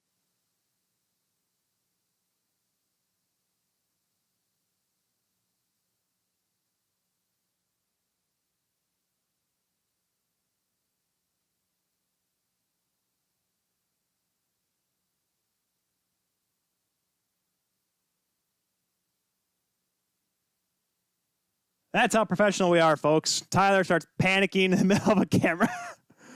Oh, that's a great shot for everybody. Everyone see me run to the camera. Okay, we're fixed. We're good. Camera's knocked a little to the left. I have to move over now. How bad does the camera look? That looks fine. A little off center now, but yeah, we'll figure it out. So, Pietrangelo, before I was really interrupted by my camera about to die. But Curtis says, any team who takes Petra will be happy for a few years and this contract will look real bad. Curtis, I agree with Curtis because, in talking about former Senators, Curtis, Mark Stone, that contract with Vegas looks good now in a few years, you know? And that's the gamble you take with guys you're signing at 30 for long-term contracts. You take that gamble of paying a guy for an incredibly long time to be good now. I don't know where he fits, though. Because look at the team. I mean, Tampa is having to dismantle. You're not just going to, you can't add another defenseman to Tampa. There's no room for on the blue line right now unless you let Shattenkirk go, because I believe Kevin Shattenkirk's another defenseman that's going to get a pay raise this year. Ironically, a teammate of Pietrangelo's back in the day, if you guys remember, all you Blues fans. And I like to think that I want to know, because Dallas is good, but will they want to make a stab for a big-name defenseman when they still have Klingberg? They still have to sign Heiskanen in a couple of years, or I believe in 1 year, if I'm not mistaken, because next year will be his 3rd year. Because St. Louis just doesn't have enough money to pay him to keep him around. Edmonton has no room. The Leafs, people, for some reason, there's actual thought that the Leafs can make a run for Pietrangelo. With what? Yes, I know Toronto has a lot of money. They're one of the richest teams in the league. But in terms of cap space, they have nothing. Unless you literally give up Tavares, or you give up Matthews, or if you give up Marner, which Marner is seemingly the number 1 guy in Toronto, there's no chance Pietrangelo goes to Toronto. So any Leafs fan, get that out of your head now, please. I'm sorry. Yes, you can make it work if you do this, and that. But what is Kyle Dubas going to do? Nothing. Pietrangelo, where will he go? I don't know. Because there's so many teams that have cap space that can pay him for a long time. But once again, this pertains back to when I talked about Marc-Andre Fleury, that 10-team no-trade list. Those teams that have cap space are the teams that he is not going to want to play for. Case in point, Pietrangelo, he wants to go to a team that can maybe win another cup with. Now, maybe Pietrangelo's happy with one cup. And you're right. Curtis, there you go. Curtis says Vegas. No, you're not going to sign it because Vegas is in cap hell. They have no room. They can't even afford to keep. They have I think they're 50,000. I think I said 60,000 over budget. Curtis, I'll give you this one.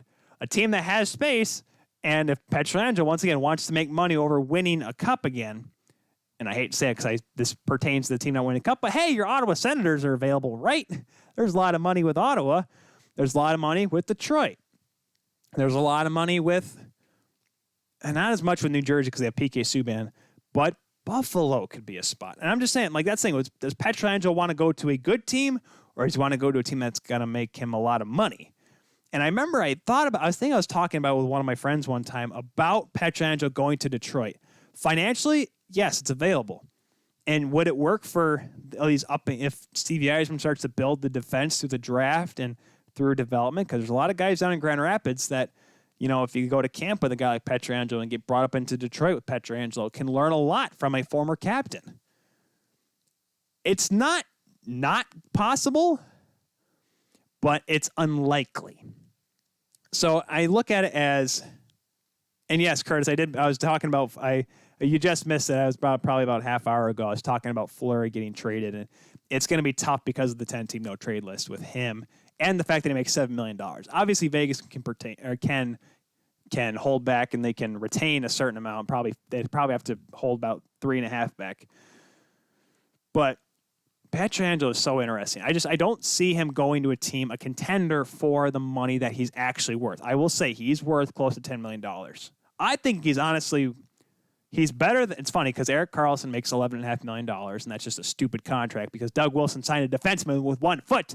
And I think Pietrangelo is actually better than Erik Karlsson at this point, at least when Erik Karlsson signed the big $11.5 million contract. When Erik Karlsson left Ottawa, yes, he may have been that. Or no, I don't think he was doing that. Because when he had 2 feet, he was worth $11.5 million. Now he has a fake foot, and he's not. And I've also met Erik Karlsson. He's about this tall. He's got a great mullet and a great stash. But it's hard to be a top defenseman when you only have 1 foot. The other defenseman that, oh my gosh, we only got 10 minutes left. I barely have any time to talk about goaltenders. Torrey Krug. A name that we haven't talked about a whole lot. Torrey Krug is so far, Boston hasn't done anything yet, is still an unrestricted free agent. They have him and Chara. Chara says he wants to play, but we'll have to see on that. Matt Grzelcyk's a restricted free agent. You can sign him for cheap. As of right now, the projected cap space for the Boston Bruins is almost $15 million. Jake DeBrusk is an RFA. You're going to want to sign him. Joakim Nordstrom, you could let him walk. And like I said, you have Chara, Grzelcyk. Kevin Miller is a UFA, but he's on the IR, so you could use LTIR there. So there is space to get Torrey Krug, to keep Torrey Krug in Boston. And all of my contacts, everyone's saying that Torrey Krug is most likely to stay in Boston. But let's play a little here. What if, because Torrey Krug is another defenseman that is worth, in a fair time, $9.5, $10 million. What if a guy that was making only 5.25, you have to remember, before this, if he finds a team that's willing to pay that? Here's the difference. I think Pietrangelo is worth more because he's on the right side. He shoots right-handed. I know it's an incredibly annoying and sound like a broken record when I say that, especially when I was talking about Jamie Drysdale in my draft preview, but it's so valuable to have a right-handed shooting defenseman in this league. And a guy like Pietrangelo who can play on both ends of the rink, create offense, play defense, and on the right side, it's so tough for some teams to get that. Torrey Krug is left-handed. Now, I believe he's a much more dynamic player. He's a lot more. I think he's got better speed. He's better on the rush. He's a great asset, good playmaker, but he's also good in his own end.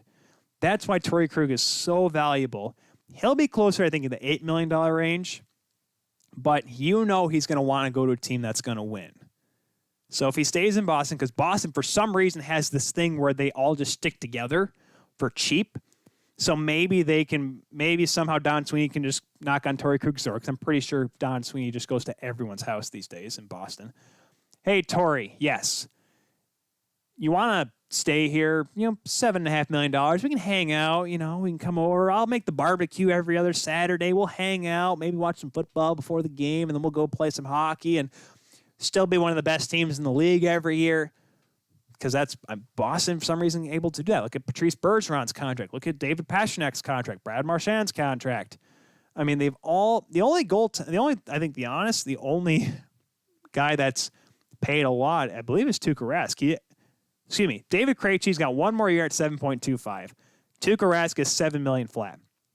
Those are the two highest paid players on the team. Bergeron 6.875. Pastrnak is the Devils' number 6.6666666.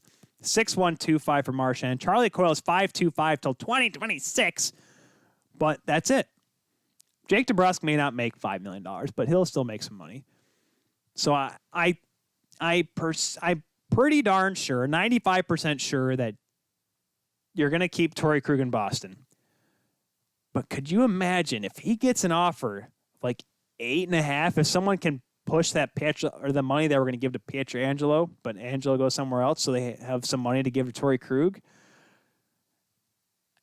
It could get interesting here, guys. I'm just saying, free agency is a fun time to be alive, and it's only going to happen on Friday. Curtis Melderman, Rask is about to get traded. Listen, no one's going to make Yaroslav Halak a number one goaltender. The only team that was ever going to do that, Curtis, was the Montreal Canadiens, and they gave it to Carey Price. And I'm not saying it was for the better, but I don't think Halak would have done any better than Carey Price did. I don't think Halak would have been MVP. I'll say that much. Speaking of goaltenders, let's get to him quickly. Henrik Lundqvist, we talked about him earlier. He's a UFA. I don't want him to go anywhere, but he will. He'll sign somewhere stupid. It'll be for $4 million, and it won't be worth it. So we'll just kind of leave him off to the side. And Curtis, you're right here right now at a perfect time. Craig Anderson will not be offered a contract.